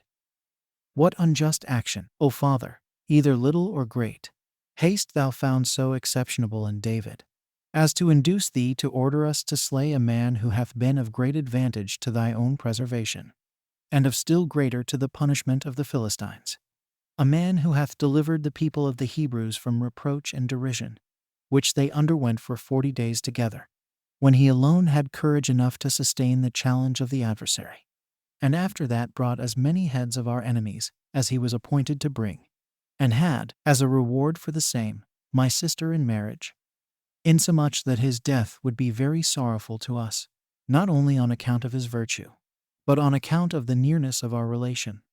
For thy daughter must be injured at the same time that he is slain, and must be obliged to experience widowhood, before she can come to enjoy any advantage from their mutual conversation. Consider these things, and change your mind to a more merciful temper, and do no mischief to a man, who, in the first place, hath done us the greatest kindness of preserving thee. For when an evil spirit and demons had seized upon thee, he cast them out, and procured rest to thy soul from their incursions. And, in the second place, hath avenged us of our enemies. For it is a base thing to forget such benefits. So Saul was pacified with these words, and sware to his son that he would do David no harm, for a righteous discourse proved too hard for the king's anger and fear. So Jonathan sent for David, and brought him good news from his father, that he was to be preserved. He also brought him to his father, and David continued with the king as formerly. 3. About this time it was that, upon the Philistines making a new expedition against the Hebrews, Saul sent David with an army to fight with them. And joining battle with them, he slew many of them. And after his victory he returned to the king. But his reception by Saul was not as he expected upon such success, for he was grieved at his prosperity, because he thought he would be more dangerous to him by having acted so gloriously. But when the demoniacal spirit came upon him, and put him into disorder, and disturbed him, he called for David into his bedchamber wherein he lay, and having a spear in his hand, he ordered him to charm him with playing on his harp, and with singing hymns, which when David did at his command, he with great force threw the spear at him. But David was aware of it before it came, and avoided it, and fled to his own house, and abode there all that day. 4. But at night the king sent officers, and commanded that he should be watched till the morning, lest he should get quite away, that he might come into the judgment hall, and so might be delivered up, and condemned and slain. But when Michal, David's wife, the king's daughter, understood what her father designed, she came to her husband, as having small hopes of his deliverance, and as greatly concerned about her own life also, for she could not bear to live in case she were deprived of him. And she said, Let not the sun find thee here when it rises, for if it do, that will be the last time it will see thee. Fly away then while the night may afford thee opportunity, and may God lengthen it for thy sake. For know this, that if my father find thee, thou art a dead man. So she let him down by a cord out of the window, and saved him. And after she had done so, she fitted up a bed for him as if he were sick, and put under the bedclothes a goat's liver 18. And when her father, as soon as it was day, sent to seize David, she said to those that were there, that he had not been well that night, and showed them the bed covered, and made them believe, by the leaping of the liver, which caused the bedclothes to move also, that David breathed like one that was asthmatic. So when those that were sent told Saul that David had not been well in the night, he ordered him to be brought in that condition, for he intended to kill him. Now when they came and uncovered the bed, and found out the woman's contrivance, they told it to the king. And when her father complained of her that she had saved his enemy, and had put a trick upon himself, she invented this plausible defense for herself, and said, that when he had threatened to kill her, she lent him her assistance for his preservation, out of fear, for which her assistance she ought to be forgiven, because it was not done of her own free choice, but out of necessity. For, said she, I do not suppose that thou wast so zealous to kill thy enemy, as thou wast that I should be saved. Accordingly Saul forgave the damsel. But David, when he had escaped this danger, came to the prophet Samuel to Ramah, and told him what snares the king had laid for him, and how he was very near to death by Saul's throwing a spear at him, although he had been no way guilty with relation to him, nor had he been cowardly in his battles with his enemies, but had succeeded well in them all by God's assistance, which thing was indeed the cause of Saul's hatred to David. 5. When the prophet was made acquainted with the unjust proceedings of the king, he left the city Ramah, and took David with him, to a certain place called Naioth, and there he abode with him. But when it was told Saul that David was with the prophet, he sent soldiers to him, and ordered them to take him, and bring him to him. And when they came to Samuel, and found there a congregation of prophets, they became partakers of the divine Spirit, and began to prophesy. Which when Saul heard of, he sent others to David, who prophesying in like manner as did the first, he again sent others, which third sort prophesying also. At last he was angry, and went thither in great haste himself. And when he was just by the place, Samuel, before he saw him, made him prophesy also. And when Saul came to him, he was disordered in mind 19, and under the vehement agitation of a spirit. And, putting off his garments, 20 he fell down, and lay on the ground all that day and night, in the presence of Samuel and David. 6. And David went thence, and came to Jonathan, the son of Saul, and lamented to him what snares were laid for him by his father, and said, that though he had been guilty of no evil, nor had offended against him, yet he was very zealous to get him killed. Hereupon Jonathan exhorted him not to give credit to such his own suspicions, nor to the calumnies of those that raised those reports, if there were any that did so, but to depend on him, and take courage. For that his father had no such intention, since he would have acquainted him with that matter, and have taken his advice, had it been so, as he used to consult with him in common, when he acted in other affairs. But David sware to him that so it was, and he desired him rather to believe him, and to provide for his safety, than to despise what he, with great sincerity, told him, that he would believe what he said, when he should either see him killed himself, or learn it upon inquiry from others, and that the reason why his father did not tell him of these things was this, that he knew of the friendship and affection that he bore towards him. 7. Hereupon, when Jonathan found that this intention of Saul was so well attested, he asked him what he would have him do for him. To which David replied, I am sensible that thou art willing to gratify me in everything, and procure me what I desire. Now tomorrow is the new moon, and I was accustomed to sit down then with the king at supper. Now, if it seem good to thee, I will go out of the city, and conceal myself privately there. And if Saul inquire why I am absent, tell him that I am gone to my own city Bethlehem, to keep a festival with my own tribe. And add this also, that thou gavest me leave so to do. And if he say, as is usually said in the case of friends that are gone abroad, it is well that he went, then assure thyself that no latent mischief or enmity may be feared at his hand. But if he answer otherwise, that will be a sure sign that he hath some designs against me. Accordingly thou shalt inform me of thy father's inclinations, and that out of pity to my case and out of thy friendship for me, as instances of which friendship thou hast vouchsafed to accept of the assurances of my love to thee, and to give the like assurances to me, that is, those of a master to his servant. But if thou discoverest any wickedness in me, do thou prevent thy father, and kill me thyself. 8.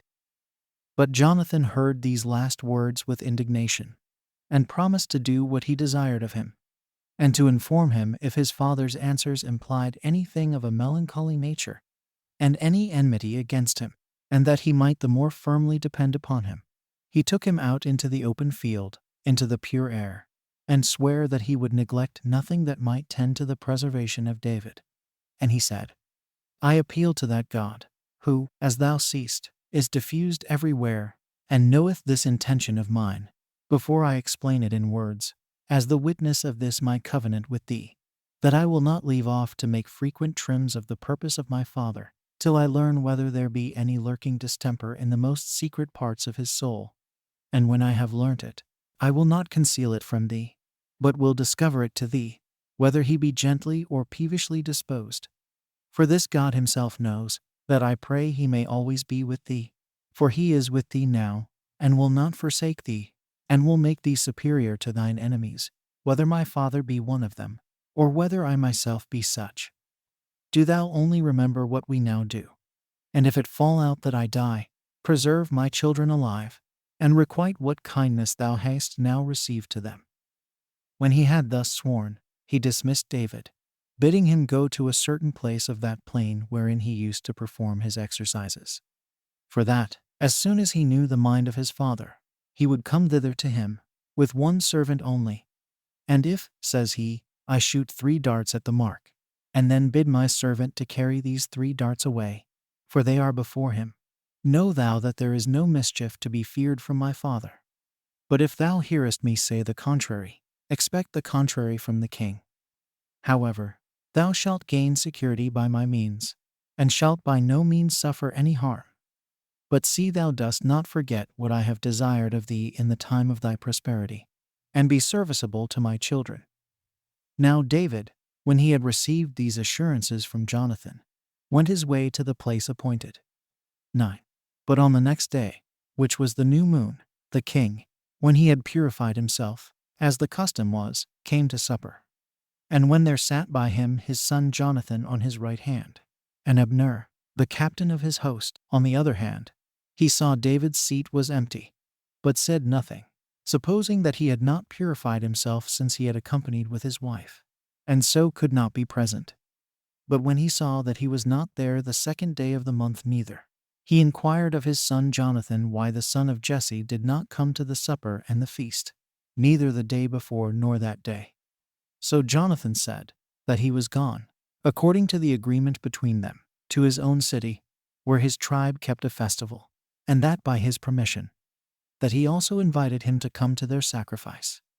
And, says Jonathan, if thou wilt give me leave, I will go thither, for thou knowest the good will that I bear him. And then it was that Jonathan understood his father's hatred to David, and plainly saw his entire disposition. For Saul could not restrain his anger, but reproached Jonathan, and called him the son of a runagate, and an enemy, and said he was a partner with David, and his assistant, and that by his behavior he showed he had no regard to himself, or to his mother, and would not be persuaded of this, that while David is alive, their kingdom was not secure to them. Yet did he bid him send for him, that he might be punished. And when Jonathan said, in answer, What hath he done that thou wilt punish him? Saul no longer contented himself to express his anger in bare words, but snatched up his spear, and leaped upon him, and was desirous to kill him. He did not indeed do what he intended, because he was hindered by his friends. But it appeared plainly to his son that he hated David, and greatly desired to dispatch him, insomuch that he had almost slain his son with his own hands on his account. 10. And then it was that the king's son rose hastily from supper, and being unable to admit anything into his mouth for grief, he wept all night, both because he had himself been near destruction, and because the death of David was determined. But as soon as it was day, he went out into the plain that was before the city, as going to perform his exercises, but in reality to inform his friend what disposition his father was in towards him, as he had agreed with him to do. And when Jonathan had done what had been thus agreed, he dismissed his servant that followed him, to return to the city. But he himself went into the desert, and came into his presence, and communed with him. So David appeared and fell at Jonathan's feet, and bowed down to him, and called him the preserver of his soul. But he lifted him up from the earth, and they mutually embraced one another, and made a long greeting, and that not without tears. They also lamented their age, and that familiarity which envy would deprive them of, and that separation which must now be expected, which seemed to them no better than death itself.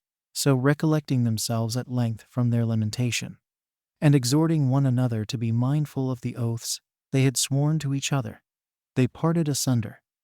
Chapter 12. How David fled to Ahimelech, and afterwards to the kings of the Philistines, and of the Moabites, and how Saul slew Ahimelech and his family. 1. But David fled from the king, and that death he was in danger of by him, and came to the city Nob, to Ahimelech the priest, who, when he saw him coming all alone, and neither a friend nor a servant with him, he wondered at it, and desired to learn of him the cause why there was nobody with him. To which David answered, that the king had commanded him to do a certain thing that was to be kept secret, to which, if he had a mind to know so much, he had no occasion for any one to accompany him. However, I have ordered my servants to meet me at such and such a place. So he desired him to let him have somewhat to eat, and that in case he would supply him, he would act the part of a friend, and be assisting to the business he was now about. And when he had obtained what he desired, he also asked him whether he had any weapons with him, either sword or spear. Now there was at Nob a servant of Saul, by birth a Syrian, whose name was Dog, one that kept the king's mules. The high priest said that he had no such weapons. But, he added, Here is the sword of Goliath, which, when thou hadst slain the Philistine, thou didst dedicate to God. 2. When David had received the sword, he fled out of the country of the Hebrews into that of the Philistines, over which Achish reigned. And when the king's servants knew him, and he was made known to the king himself, the servants informing him that he was that David who had killed many 10,000s of the Philistines, David was afraid lest the king should put him to death, and that he should experience that danger from him which he had escaped from Saul. So he pretended to be distracted and mad, so that his spittle ran out of his mouth. And he did other the like actions before the king of Gath, which might make him believe that they proceeded from such a distemper. Accordingly the king was very angry at his servants that they had brought him a madman, and he gave orders that they should eject David immediately out of the city. 3. So when David had escaped in this manner out of Gath, he came to the tribe of Judah, and abode in a cave by the city of Adullam. Then it was that he sent to his brethren, and informed them where he was, who then came to him with all their kindred, and as many others as were either in want or in fear of King Saul, came and made a body together, and told him they were ready to obey his orders. They were in all about 400. Whereupon he took courage. Now such a force and assistance was come to him.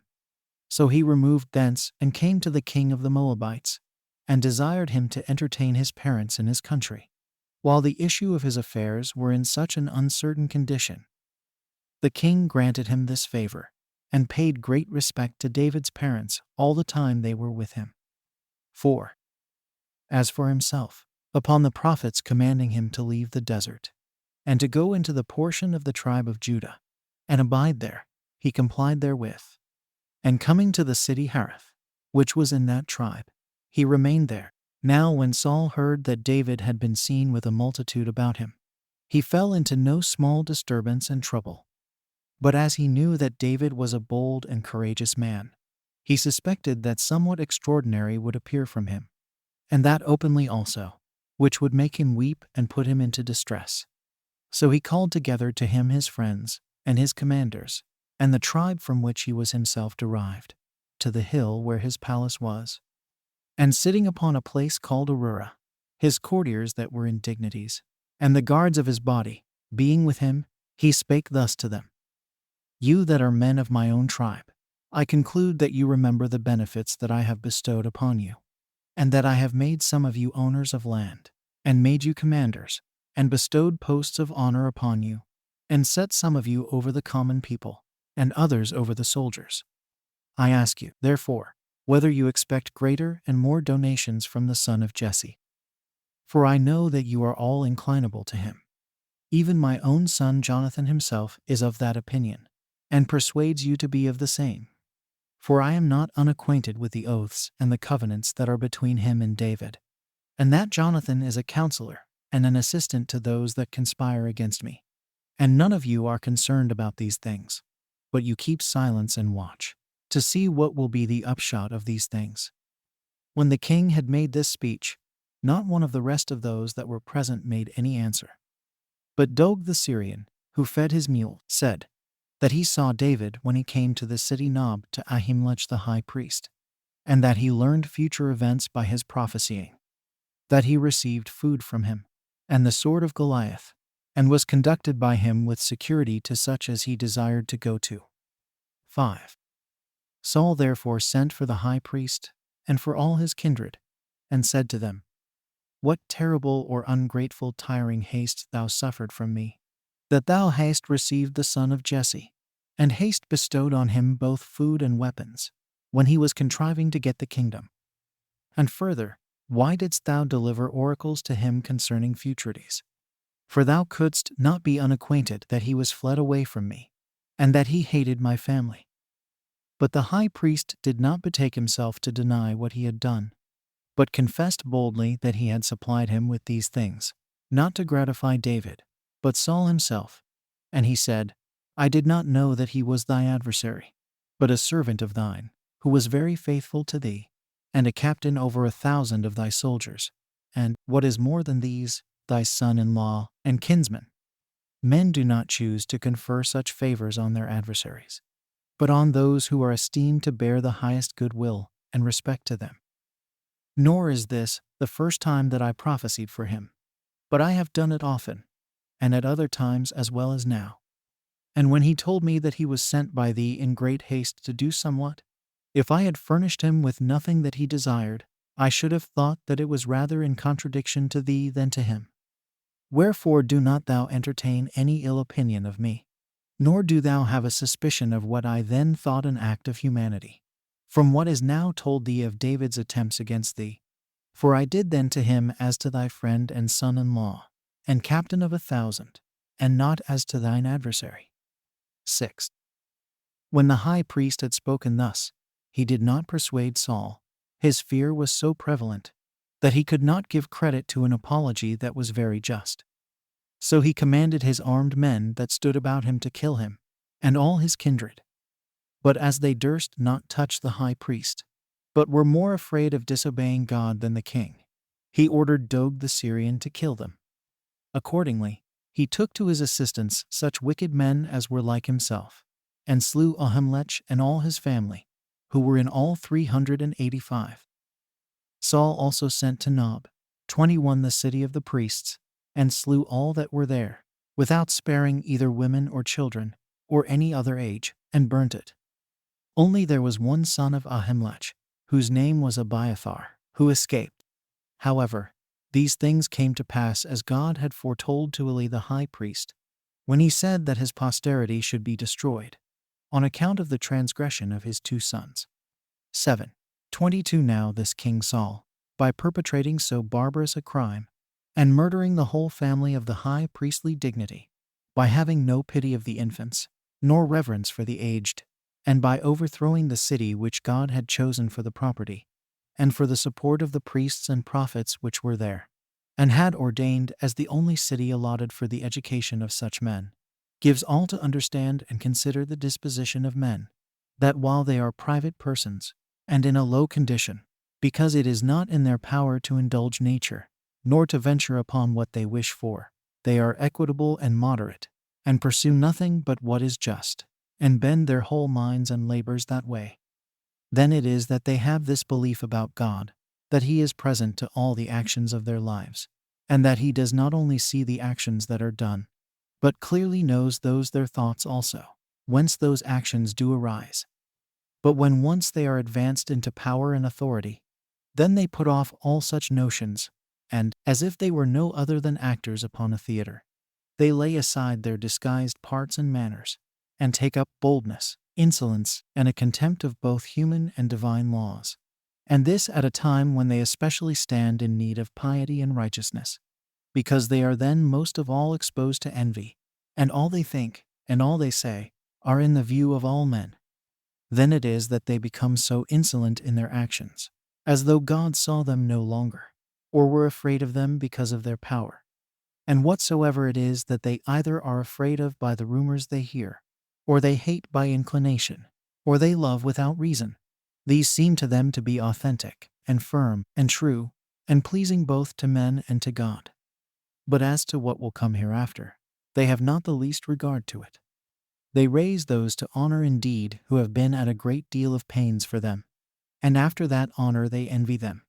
And when they have brought them into high dignity, they do not only deprive them of what they had obtained, but also, on that very account, of their lives also, and that on wicked accusations, and such as on account of their extravagant nature, are incredible. They also punish men for their actions, not such as deserve condemnation, but from calumnies and accusations without examination. And this extends not only to such as deserve to be punished, but to as many as they are able to kill. This reflection is openly confirmed to us from the example of Saul, the son of Kish, who was the first king who reigned after our aristocracy and government under the judges were over, and that by his slaughter of 300 priests and prophets, on occasion of his suspicion about Ahimelech, and by the additional wickedness of the overthrow of their city. And this is as he were endeavoring in some sort to render the temple tabernacle destitute both of priests and prophets, which endeavor he showed by slaying so many of them, and not suffering the very city belonging to them to remain, that so others might succeed them. 8. But Abiathar, the son of Ahimelech, who alone could be saved out of the family of priests slain by Saul, fled to David, and informed him of the calamity that had befallen their family, and of the slaughter of his father, who hereupon said, he was not unapprised of what would follow with relation to them when he saw Doeg there. For he had then a suspicion that the high priest would be falsely accused by him to the king, and he blamed himself as having been the cause of this misfortune.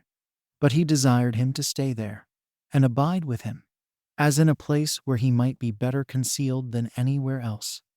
Chapter 13. How David, when he had twice the opportunity of killing Saul, did not kill him. Also concerning the death of Samuel and Nabal. 1. About this time, it was that David heard how the Philistines had made an inroad into the country of Keilah and robbed it. So he offered himself to fight against them, if God, when he should be consulted by the prophet, would grant him the victory. And when the prophet said that God gave a signal of victory, he made a sudden onset upon the Philistines with his companions, and he shed a great deal of their blood, and carried off their prey, and stayed with the inhabitants of Keilah, till they had securely gathered in their corn and their fruits. However, it was told Saul the king that David was with the men of Keilah. For what had been done, and the great success that had attended him, were not confined among the people where the things were done, but the fame of it went all abroad, and came to the hearing of others, and both the fact as it stood, and the author of the fact, were carried to the king's ears. Then was Saul glad when he heard David was in Keilah, and he said, God hath now put him into my hands, since he hath obliged him to come into a city that hath walls, and gates, and bars. So he commanded all the people suddenly, and when they had besieged and taken it, to kill David. But when David perceived this, and learned of God that if he stayed there the men of Keilah would deliver him up to Saul, he took his 400 men and retired into a desert that was over against a city called En-gedi. So that when the king heard he was fled away from the men of Keilah, he left off his expedition against him. 2.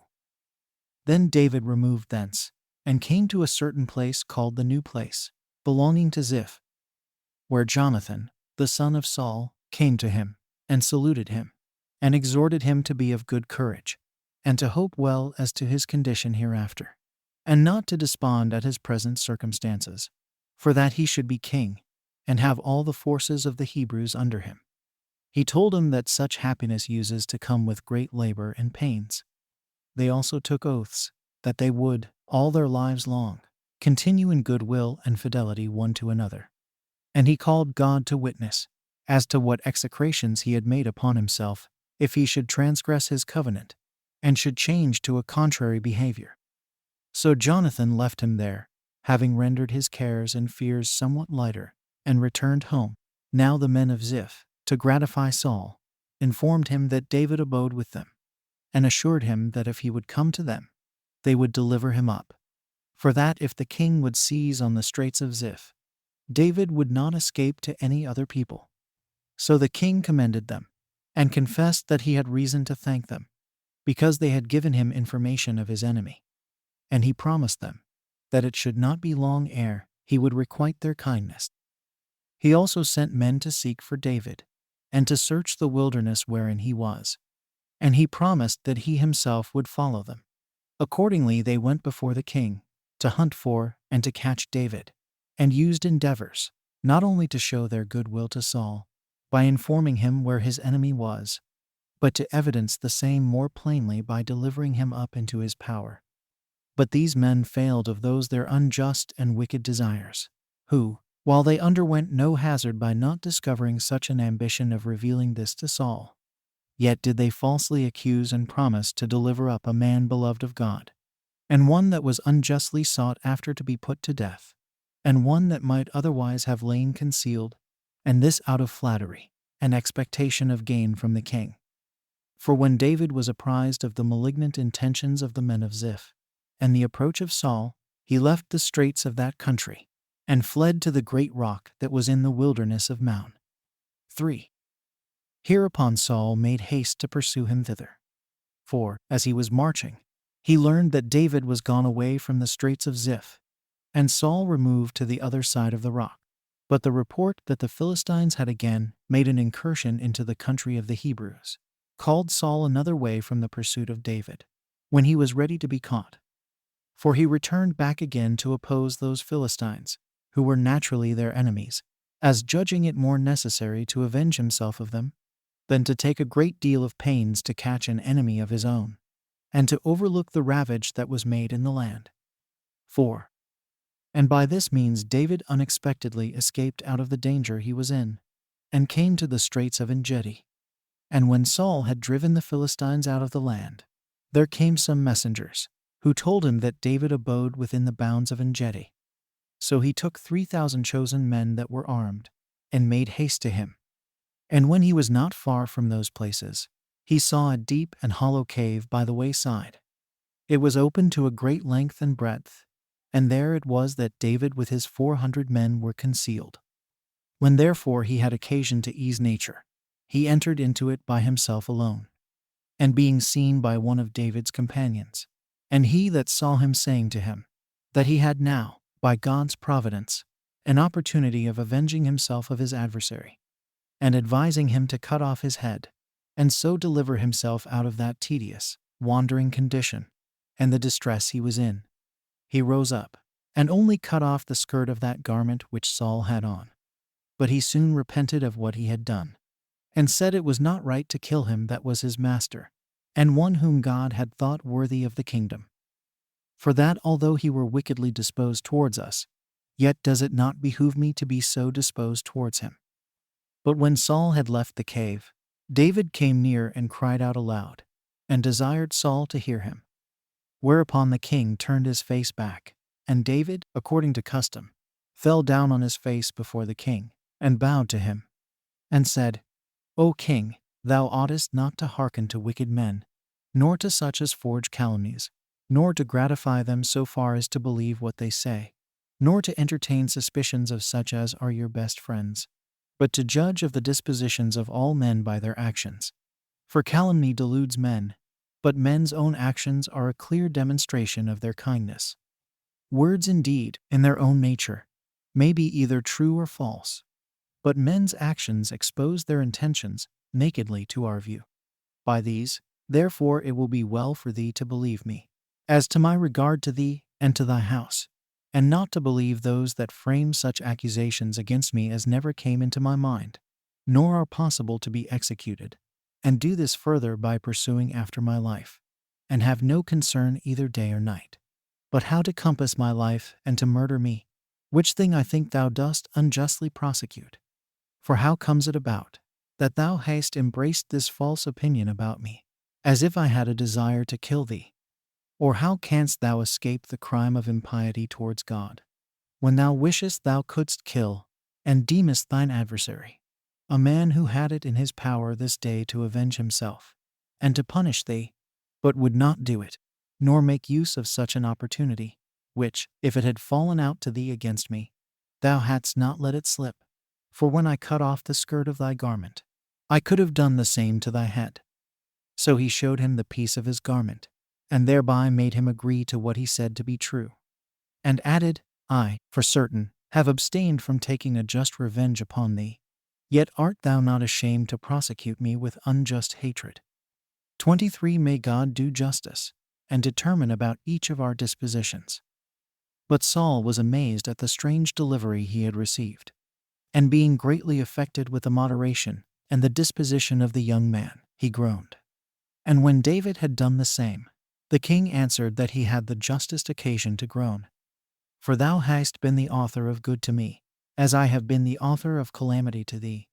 And thou hast demonstrated this day, that thou possessest the righteousness of the ancients, who determined that men ought to save their enemies, though they caught them in a desert place. I am now persuaded that God reserves the kingdom for thee, and that thou wilt obtain the dominion over all the Hebrews.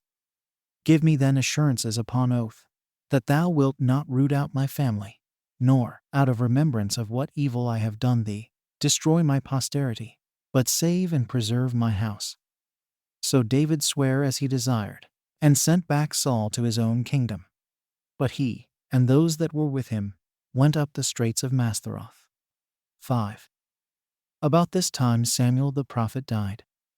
He was a man whom the Hebrews honored in an extraordinary degree, for that lamentation which the people made for him, and this during a long time, manifested his virtue, and the affection which the people bore for him, as also did the solemnity and concern that appeared about his funeral, and about the complete observation of all his funeral rites.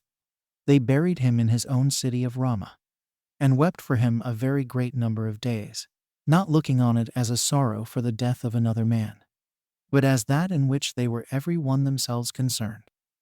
He was a righteous man, and gentle in his nature, and on that account he was very dear to God. Now he governed and presided over the people alone. After the death of Eli the high priest, 12 years and 18 years together with Saul the king. And thus we have finished the history of Samuel. 6. There was a man that was a Ziphite, of the city of Maon, who was rich, and had a vast number of cattle. For he fed a flock of 3,000 sheep, and another flock of 1,000 goats. Now David had charged his associates to keep these flocks without hurt and without damage, and to do them no mischief, neither out of covetousness, nor because they were in want, nor because they were in the wilderness, and so could not easily be discovered, but to esteem freedom from injustice above all other motives, and to look upon the touching of what belonged to another man as a horrible crime, and contrary to the will of God. These were the instructions he gave, thinking that the favors he granted this man were granted to a good man, and one that deserved to have such care taken of his affairs.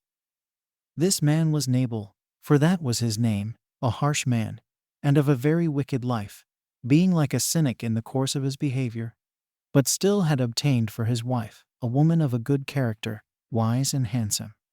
To this Nabal, therefore, David sent 10 men of his attendants at the time when he sheared his sheep, and by them saluted him, and also wished he might do what he now did for many years to come, but desired him to make him a present of what he was able to give him, since he had, to be sure, learned from his shepherds that we had done them no injury, but had been their guardians a long time together, while we continued in the wilderness. And he assured him he should never repent of giving anything to David. When the messengers had carried this message to Nabal, he accosted them after an inhuman and rough manner, for he asked them who David was. And when he heard that he was the son of Jesse, he said, "Now is the time that fugitives grow insolent, and make a figure, and leave their masters." When they told David this, he was wroth, and commanded 400 armed men to follow him, and left 200 to take care of the stuff, for he had already 624, and went against Nabal. He also swore that he would that night utterly destroy the whole house and possessions of Nabal. For that he was grieved, not only that he had proved ungrateful to them, without making any return for the humanity they had shown him, but that he had also reproached them, and used ill language to them, when he had received no cause of disgust from them. 7. Hereupon one of those that kept the flocks of Nabal said to his mistress, Nabal's wife, that when David sent to her husband, he had received no civil answer at all from him, but that her husband had moreover added very reproachful language, while yet David had taken extraordinary care to keep his flocks from harm, and that what had passed would prove very pernicious to his master. When the servant had said this, Abigail, for that was his wife's name, saddled her asses, and loaded them with all sorts of presents, and, without telling her husband anything of what she was about, for he was not sensible on account of his drunkenness, she went to David. She was then met by David as she was descending a hill, who was coming against Nabal with 400 men.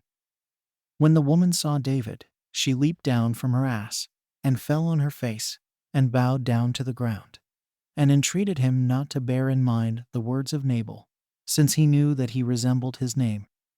Now Nabal, in the Hebrew tongue, signifies folly. So she made her apology, that she did not see the messengers whom he sent. Forgive me, therefore, said she, and thank God, who hath hindered thee from shedding human blood. For so long as thou keepest thyself innocent, he will avenge thee of wicked men. 25 For what miseries await Nabal? They will fall upon the heads of thine enemies. Be thou gracious to me, and think me so far worthy as to accept of these presents from me. And, out of regard to me, remit that wrath and that anger which thou hast against my husband and his house. For mildness and humanity become thee, especially as thou art to be our king. Accordingly, David accepted her presents and said, Nay, but, O woman, it was no other than God's mercy which brought thee to us today, for, otherwise, thou hadst never seen another day, I having sworn to destroy Nabal's house this very night, and to leave alive not one of you who belonged to a man that was wicked and ungrateful to me and my companions. But now hast thou prevented me, and seasonably mollified my anger, as being thyself under the care of God's providence. But as for Nabal, although for thy sake he now escape punishment, he will not always avoid justice. For his evil conduct, on some other occasion, will be his ruin. 8. When David had said this, he dismissed the woman. But when she came home and found her husband feasting with a great company, and oppressed with wine, she said nothing to him then about what had happened. But on the next day, when he was sober, she told him all the particulars, and made his whole body to appear like that of a dead man by her words, and by that grief which arose from them. So Nabal survived 10 days, and no more, and then died. And when David heard of his death, he said that God had justly avenged him of this man, for that Nabal had died by his own wickedness, and had suffered punishment on his account, while he had kept his own hands clean. At which time he understood that the wicked are prosecuted by God, that he does not overlook any man, but bestows on the good what is suitable to them, and inflicts a deserved punishment on the wicked. So he sent to Nabal's wife, and invited her to come to him, to live with him, and to be his wife. Whereupon she replied to those that came, that she was not worthy to touch his feet. However, she came, with all her servants, and became his wife, having received that honor on account of her wise and righteous course of life. She also obtained the same honor partly on account of her beauty. Now David had a wife before, whom he married from the city of Besar. For as to Michal, the daughter of King Saul, who had been David's wife, her father had given her in marriage to Phalti, the son of Laish, who was of the city of Gallim. 9. After this came certain of the Ziphites, and told Saul that David was come again into their country, and if he would afford them his assistance, they could catch him. So he came to them with 3,000 armed men, and upon the approach of night, he pitched his camp at a certain place called Hachilah. But when David heard that Saul was coming against him, he sent spies, and bid them let him know to what place of the country Saul was already come. And when they told him that he was at Hachilah, he concealed his going away from his companions, and came to Saul's camp, having taken with him Abishai, his sister Zeruiah's son, and Ahimelech the Hittite. Now Saul was asleep, and the armed men, with Abner their commander, lay round about him in a circle. Hereupon David entered into the king's tent. But he did neither kill Saul, though he knew where he lay, by the spear that was stuck down by him, nor did he give leave to Abishai, who would have killed him, and was earnestly bent upon it so to do. For he said it was a horrid crime to kill one that was ordained king by God, although he was a wicked man, for that he who gave him the dominion would in time inflict punishment upon him. So he restrained his eagerness, but that it might appear to have been in his power to have killed him when he refrained from it, he took his spear, and the cruse of water which stood by Saul as he lay asleep, without being perceived by any in the camp, who were all asleep, and went securely away, having performed everything among the king's attendants that the opportunity afforded, and his boldness encouraged him to do. So when he had passed over a brook, and was gotten up to the top of a hill, whence he might be sufficiently heard. He cried aloud to Saul's soldiers, and to Abner their commander, and awaked them out of their sleep, and called both to him and to the people. Hereupon the commander heard him, and asked who it was that called him. To whom David replied, "It is I, the son of Jesse, whom you make a vagabond. But what is the matter? Dost thou, that art a man of so great dignity, and of the first rank in the king's court, take so little care of thy master's body? And is sleep of more consequence to thee than his preservation, and thy care of him? This negligence of yours deserves death, and punishment to be inflicted on you, who never perceived when, a little while ago, some of us entered into your camp, nay, as far as to the king himself, and to all the rest of you. If thou look for the king's spear and his cruse of water, thou wilt learn what a mighty misfortune was ready to overtake you in your very camp without your knowing it." Now when Saul knew David's voice, and understood that when he had him in his power while he was asleep, and his guards took no care of him, yet did not he kill him, but spared him, when he might justly have cut him off, he said that he owed him thanks for his preservation, and exhorted him to be of good courage, and not be afraid of suffering any mischief from him any more, and to return to his own home.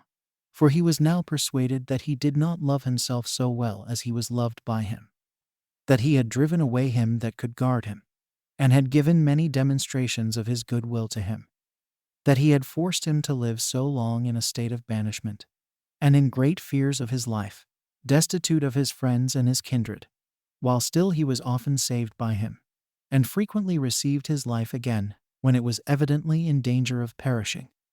So David bade them send for the spear and the cruse of water, and take them back, adding this withal, that God would be the judge of both their dispositions, and of the actions that flowed from the same. Had you, who knows that then it was this day in my power to have killed thee, I abstained from it. 10. Thus Saul, having escaped the hands of David twice, he went his way to his royal palace, and his own city. But David was afraid that if he stayed there he should be caught by Saul. So he thought it better to go up into the land of the Philistines, and abide there.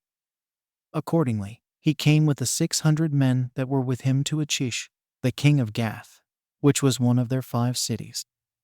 Now the king received both him and his men, and gave them a place to inhabit in. He had with him also his 2 wives, Ahinoam and Abigail, and he dwelt in Gath. But when Saul heard this, he took no further care about sending to him, or going after him, because he had been twice, in a manner, caught by him, while he was himself endeavoring to catch him. However, David had no mind to continue in the city of Gath, but desired the king, that since he had received him with such humanity, that he would grant him another favor, and bestow upon him some place of that country for his habitation. For he was ashamed, by living in the city, to be grievous and burdensome to him. So Achish gave him a certain village called Ziklag, which place David and his sons were fond of when he was king, and reckoned it to be their peculiar inheritance. But about those matters we shall give the reader further information elsewhere. Now the time that David dwelt in Ziklag, in the land of the Philistines, was 4 months and 20 days. And now he privately attacked those Geshurites and Amalekites that were neighbors to the Philistines, and laid waste their country, and took much prey of their beasts and camels, and then returned home. But David abstained from the men, as fearing they should discover him to King Achish. Yet did he send part of the prey to him as a free gift. And when the king inquired whom they had attacked when they brought away the prey, he said, "Those that lay to the south of the Jews, and inhabited in the plain." Whereby he persuaded Achish to approve of what he had done, for he hoped that David had fought against his own nation, and that now he should have him for his servant all his life long, and that he would stay in his country. Chapter 14. Now Saul, upon God's not answering him concerning the fight with the Philistines, desired a necromantic woman to raise up the soul of Samuel to him. And how he died, with his sons upon the overthrow of the Hebrews in battle. 1. About the same time, the Philistines resolved to make war against the Israelites, and sent to all their confederates that they would go along with them to the war to Regan, near the city Shunem, whence they might gather themselves together, and suddenly attack the Hebrews. Then did Achish, the king of Gath, desire David to assist them with his armed men against the Hebrews. This he readily promised, and said that the time was now come wherein he might requite him for his kindness and hospitality. So the king promised to make him the keeper of his body after the victory, supposing that the battle with the enemy succeeded to their mind, which promise of honor and confidence he made on purpose to increase his zeal for his service. 2. Now Saul, the king of the Hebrews, had cast out of the country the fortune tellers and the necromancers, and all such as exercised the like arts, excepting the prophets.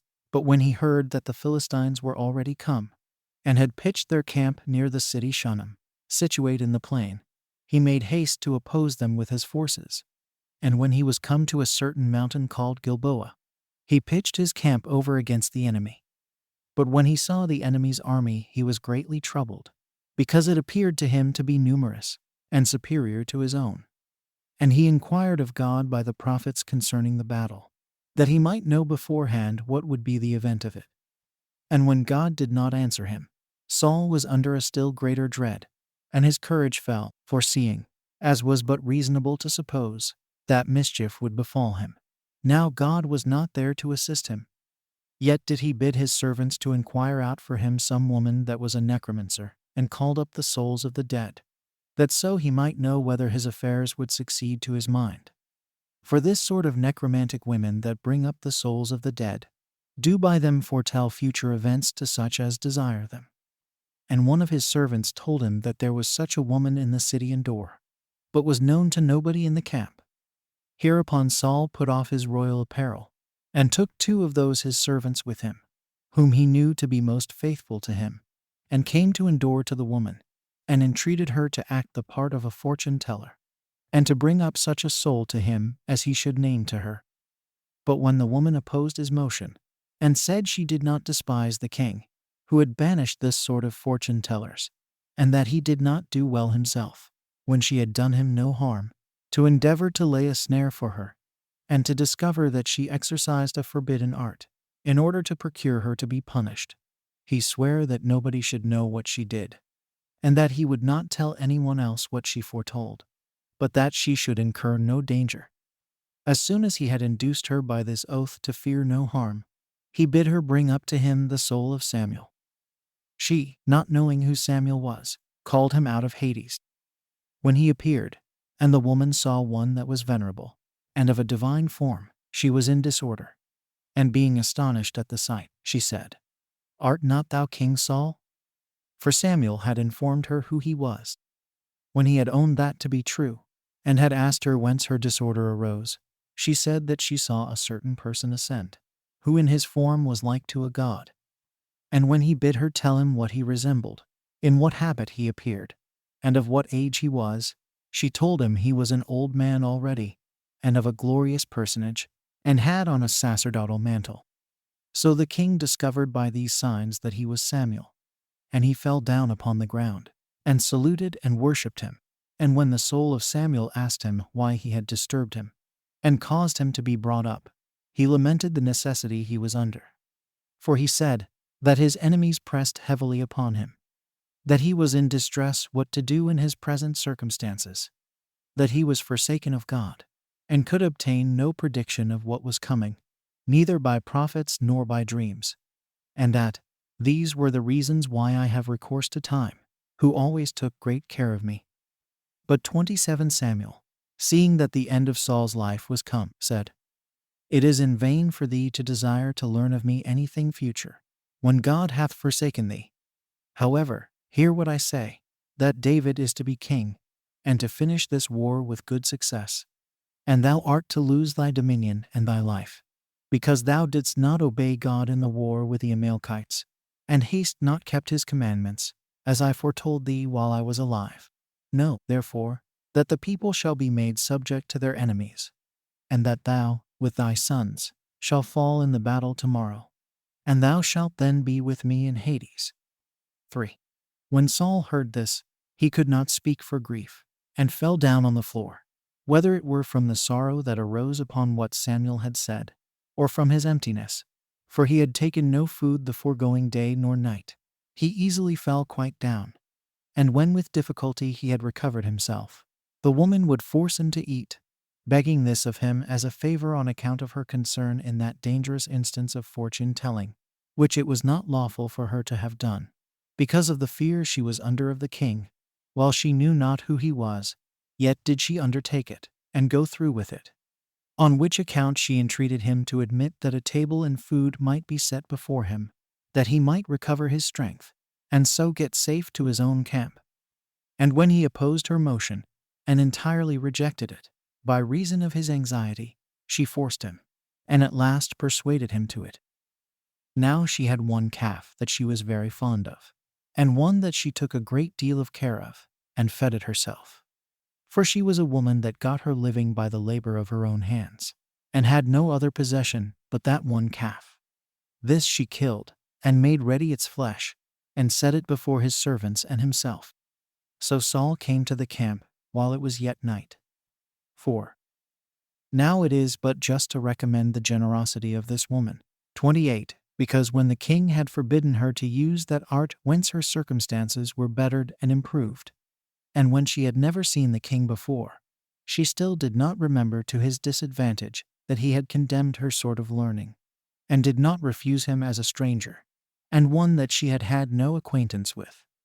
But she had compassion upon him, and comforted him, and exhorted him to do what he was greatly averse to, and offered him the only creature she had, as a poor woman, and that earnestly, and with great humanity, while she had no requital made her for her kindness, nor hunted after any future favor from him, for she knew he was to die. Whereas men are naturally either ambitious to please those that bestow benefits upon them, or are very ready to serve those from whom they may receive some advantage. It would be well therefore to imitate the example, and to do kindnesses to all such as are in want, and to think that nothing is better, nor more becoming mankind, than such a general beneficence, nor what will sooner render God favorable, and ready to bestow good things upon us. And so far may suffice to have spoken concerning this woman. But I shall speak further upon another subject, which will afford me all opportunity of discoursing on what is for the advantage of cities, and people, and nations, and suited to the taste of good men, and will encourage them all in the prosecution of virtue, and is capable of showing them the of acquiring glory, and an everlasting fame, and of imprinting in the kings of nations, and the rulers of cities, great inclination and diligence of doing well, as also of encouraging them to undergo dangers, and to die for their countries, and of instructing them how to despise all the most terrible adversities. And I have a fair occasion offered me to enter on such a discourse by Saul the king of the Hebrews. For although he knew what was coming upon him, and that he was to die immediately, by the prediction of the prophet, he did not resolve to fly from death, nor so far to indulge the love of life as to betray his own people to the enemy, or to bring a disgrace on his royal dignity. But exposing himself, as well as all his family and children, to dangers, he thought it a brave thing to fall together with them, as he was fighting for his subjects, and that it was better his sons should die thus, showing their courage, than to leave them to their uncertain conduct afterward, while, instead of succession and posterity, they gained commendation and a lasting name. Such a one alone seems to me to be a just, a courageous, and a prudent man. And when any one has arrived at these dispositions, or shall hereafter arrive at them, he is the man that ought to be by all honored with the testimony of a virtuous or courageous man. For as to those that go out to war with hopes of success, and that they shall return safe, supposing they should have performed some glorious action, I think those do not do well who call these valiant men, as so many historians and other writers who treat of them are wont to do, although I confess those do justly deserve some commendation also. But those only may be styled courageous and bold in great undertakings, and despisers of adversities, who imitate Saul. For as for those that do not know what the event of war will be as to themselves, and though they do not faint in it, but deliver themselves up to uncertain futurity, and are tossed this way and that way, this is not so very eminent an instance of a generous mind. although they happen to perform many great exploits. But when men's minds expect no good event, but they know beforehand they must die, and that they must undergo that death in the battle also, after this neither to be affrighted, nor to be astonished at the terrible fate that is coming, but to go directly upon it, when they know it beforehand. This it is that I esteem the character of a man truly courageous. Accordingly this Saul did, and thereby demonstrated that all men who desire fame after they are dead are so to act as they may obtain the same. This especially concerns kings, who ought not to think it enough in their high stations that they are not wicked in the government of their subjects, but to be no more than moderately good to them. I could say more than this about Saul and his courage, the subject affording matter sufficient, but that I may not appear to run out improperly in his commendation, I return again to that history from which I made this digression. 5. Now when the Philistines, as I said before, had pitched their camp, and had taken an account of their forces, according to their nations, and kingdoms, and governments, King Achish came last of all with his own army, after whom came David with his 600 armed men. And when the commanders of the Philistines saw him, they asked the king whence these Hebrews came, and at whose invitation. He answered that it was David, who was fled away from his master Saul, and that he had entertained him when he came to him, and that now he was willing to make him this requital for his favors, and to avenge himself upon Saul, and so was become his confederate. The commanders complained of this, that he had taken him for a confederate who was an enemy, and gave him counsel to send him away, lest he should unawares do his friends a great deal of mischief by entertaining him. For that he afforded him an opportunity of being reconciled to his master, by doing a mischief to our army. They thereupon desired him, out of a prudent foresight of this, to send him away, with his 600 armed men, to the place he had given him for his habitation. For that this was that David whom the virgins celebrated in their hymns, as having destroyed many 10,000s of the Philistines. When the king of Gath heard this, he thought they spake well. So he called David, and said to him, As for myself, I can bear witness that thou hast shown great diligence and kindness about me, and on that account it was that I took thee for my confederate. However, what I have done does not please the commanders of the Philistines. Go therefore within a day's time to the place I have given thee, without suspecting any harm, and there keep my country, lest any of our enemies should make an incursion upon it, which will be one part of that assistance which I expect from thee. So David came to Ziklag, as the king of Gath bade him. But it happened, that while he was gone to the assistance of the Philistines, the Amalekites had made an incursion, and taken Ziklag before, and had burnt it. And when they had taken a great deal of other prey out of that place, and out of the other parts of the Philistines' country, they departed. 6. Now when David found that Ziklag was laid waste, and that it was all spoiled, and that as well his own wives, who were two, as the wives of his companions, with their children, were made captives, he presently rent his clothes, weeping and lamenting, together with his friends. And indeed he was so cast down with these misfortunes, that at length tears themselves failed him. He was also in danger of being stoned to death by his companions, who were greatly afflicted at the captivity of their wives and children, for they laid the blame upon him of what had happened. But when he had recovered himself out of his grief, and had raised up his mind to God, he desired the high priest Abiathar to put on his sacerdotal garments, and to inquire of God, and to prophesy to him, whether God would grant that if he pursued after the Amalekites, he should overtake them, and save their wives and their children, and avenge himself on the enemies. And when the high priest bade him to pursue after them, he marched apace, with his 400 men, after the enemy. And when he was come to a certain brook called Besor, and had lighted upon one that was wandering about, an Egyptian by birth, who was almost dead with want and famine, for he had continued wandering about without food in the wilderness 3 days, he first of all gave him sustenance, both meat and drink, and thereby refreshed him. He then asked him to whom he belonged, and whence he came. Whereupon the man told him he was an Egyptian by birth, and was left behind by his master, because he was so sick and weak that he could not follow him.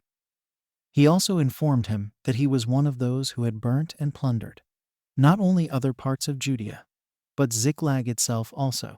So David made use of him as a guide to find out the Amalekites. And when he had overtaken them, as they lay scattered about on the ground, some at dinner, some disordered, and entirely drunk with wine, and in the fruition of their spoils and their prey, he fell upon them on the sudden, and made a great slaughter among them. For they were naked, and expected no such thing, but had betaken themselves to drinking and feasting. And so they were all easily destroyed. Now some of them that were overtaken as they lay at the table were slain in that posture, and their blood brought up with it their meat and their drink. They slew others of them, as they were drinking to one another in their cups, and some of them when their full bellies had made them fall asleep. And for so many as had time to put on their armor, they slew them with the sword, with no less case than they did those that were naked. And for the partisans of David, they continued also the slaughter from the first hour of the day to the evening, so that there were not above 400 of the Amalekites left, and they only escaped by getting upon their dromedaries and camels. Accordingly David recovered not only all the other spoils which the enemy had carried away, but his wives also, and the wives of his companions. But when they were come to the place where they had left the 200 men, which were not able to follow them, but were left to take care of the stuff, the 400 men did not think fit to divide among them any other parts of what they had gotten, or of the prey, since they did not accompany them, but pretended to be feeble, and did not follow them in pursuit of the enemy, but said they should be contented to have safely recovered their wives. Yet did David pronounce that this opinion of theirs was evil and unjust, and that when God had granted them such a favor, that they had avenged themselves on their enemies, and had recovered all that belonged to themselves, they should make an equal distribution of what they had gotten to all, because the rest had tarried behind to guard their stuff. And from that time this law obtained among them, that those who guarded the stuff should receive an equal share with those that fought in the battle. Now when David was come to Ziklag, he sent portions of the spoils to all that had been familiar with him, and to his friends in the tribe of Judah. And thus ended the affairs of the plundering of Ziklag, and of the slaughter of the Amalekites. 7. Now upon the Philistines joining battle, there followed a sharp engagement, and the Philistine became the conquerors, and slew a great number of their enemies. But Saul the king of Israel, and his sons, fought courageously, and with the utmost alacrity, as knowing that their entire glory lay in nothing else but dying honorably, and exposing themselves to the utmost danger from the enemy, for they had nothing else to hope for. So they brought upon themselves the whole power of the enemy, till they were encompassed round and slain. But not before they had killed many of the Philistines. Now the sons of Saul were Jonathan, and Abinadab, and Malchishua. And when these were slain, the multitude of the Hebrews were put to flight, and all was disorder, and confusion, and slaughter, upon the Philistines pressing in upon them. But Saul himself fled, having a strong body of soldiers about him, and upon the Philistines sending after them those that threw javelins and shot arrows, he lost all his company except a few. As for himself, he fought with great bravery, and when he had received so many wounds, that he was not able to bear up, nor to oppose any longer, and yet was not able to kill himself, he bade his armor-bearer draw his sword, and run him through, before the enemy should take him alive. But his armor-bearer, not daring to kill his master, he drew his own sword, and placing himself over against its point, he threw himself upon it. And when he could neither run it through him, nor, by leaning against it, make the sword pass through him, he turned him round, and asked a certain young man that stood by who he was. And when he understood that he was an Amalekite, he desired him to force the sword through him, because he was not able to do it with his own hands, and thereby to procure him such a death as he desired. This the young man did accordingly. And he took the golden bracelet that was on Saul's arm, and his royal crown that was on his head, and ran away. And when Saul's armor-bearer saw that he was slain, he killed himself. Nor did any of the king's guards escape, but they all fell upon the mountain called Gilboa. But when those Hebrews that dwelt in the valley beyond Jordan, and those who had their cities in the plain, heard that Saul and his sons were fallen, and that the multitude about them were destroyed. They left their own cities, and fled to such as were the best fortified and fenced. And the Philistines, finding those cities deserted, came and dwelt in them. 8. On the next day, when the Philistines came to strip their enemies that were slain, they got the bodies of Saul and of his sons, and stripped them, and cut off their heads. And they sent messengers all about their country, to acquaint them that their enemies were fallen. And they dedicated their armor in the temple of Astarte, but hung their bodies on crosses at the walls of the city Bethshun, which is now called Scythopolis. But when the inhabitants of Jabesh Gilead heard that they had dismembered the dead bodies of Saul and of his sons, they deemed it so horrid a thing to overlook this barbarity, and to suffer them to be without funeral rites, that the most courageous and hardy among them, and indeed that city had in it men that were very stout both in body and mind, journeyed all night, and came to Bethshun, and approached to the enemy's wall, and taking down the bodies of Saul and of his sons, they carried them to Jabesh, while the enemy were not able enough nor bold enough to hinder them, because of their great courage. So the people of Jabesh wept all in general, and buried their bodies in the best place of their country, which was named Aroan. And they observed a public mourning for them 7 days, with their wives and children, beating their breasts, and lamenting the king and his sons, without either tasting meat or drink 29 till the evening. 9. To this his end did Saul come, according to the prophecy of Samuel, because he disobeyed the commands of God about the Amalekites, and on the account of his destroying the family of Ahimelech the high priest, with Ahimelech himself, and the city of the high priest. Now Saul, when he had reigned 18 years while Samuel was alive, and after his death 22, ended his life in this manner.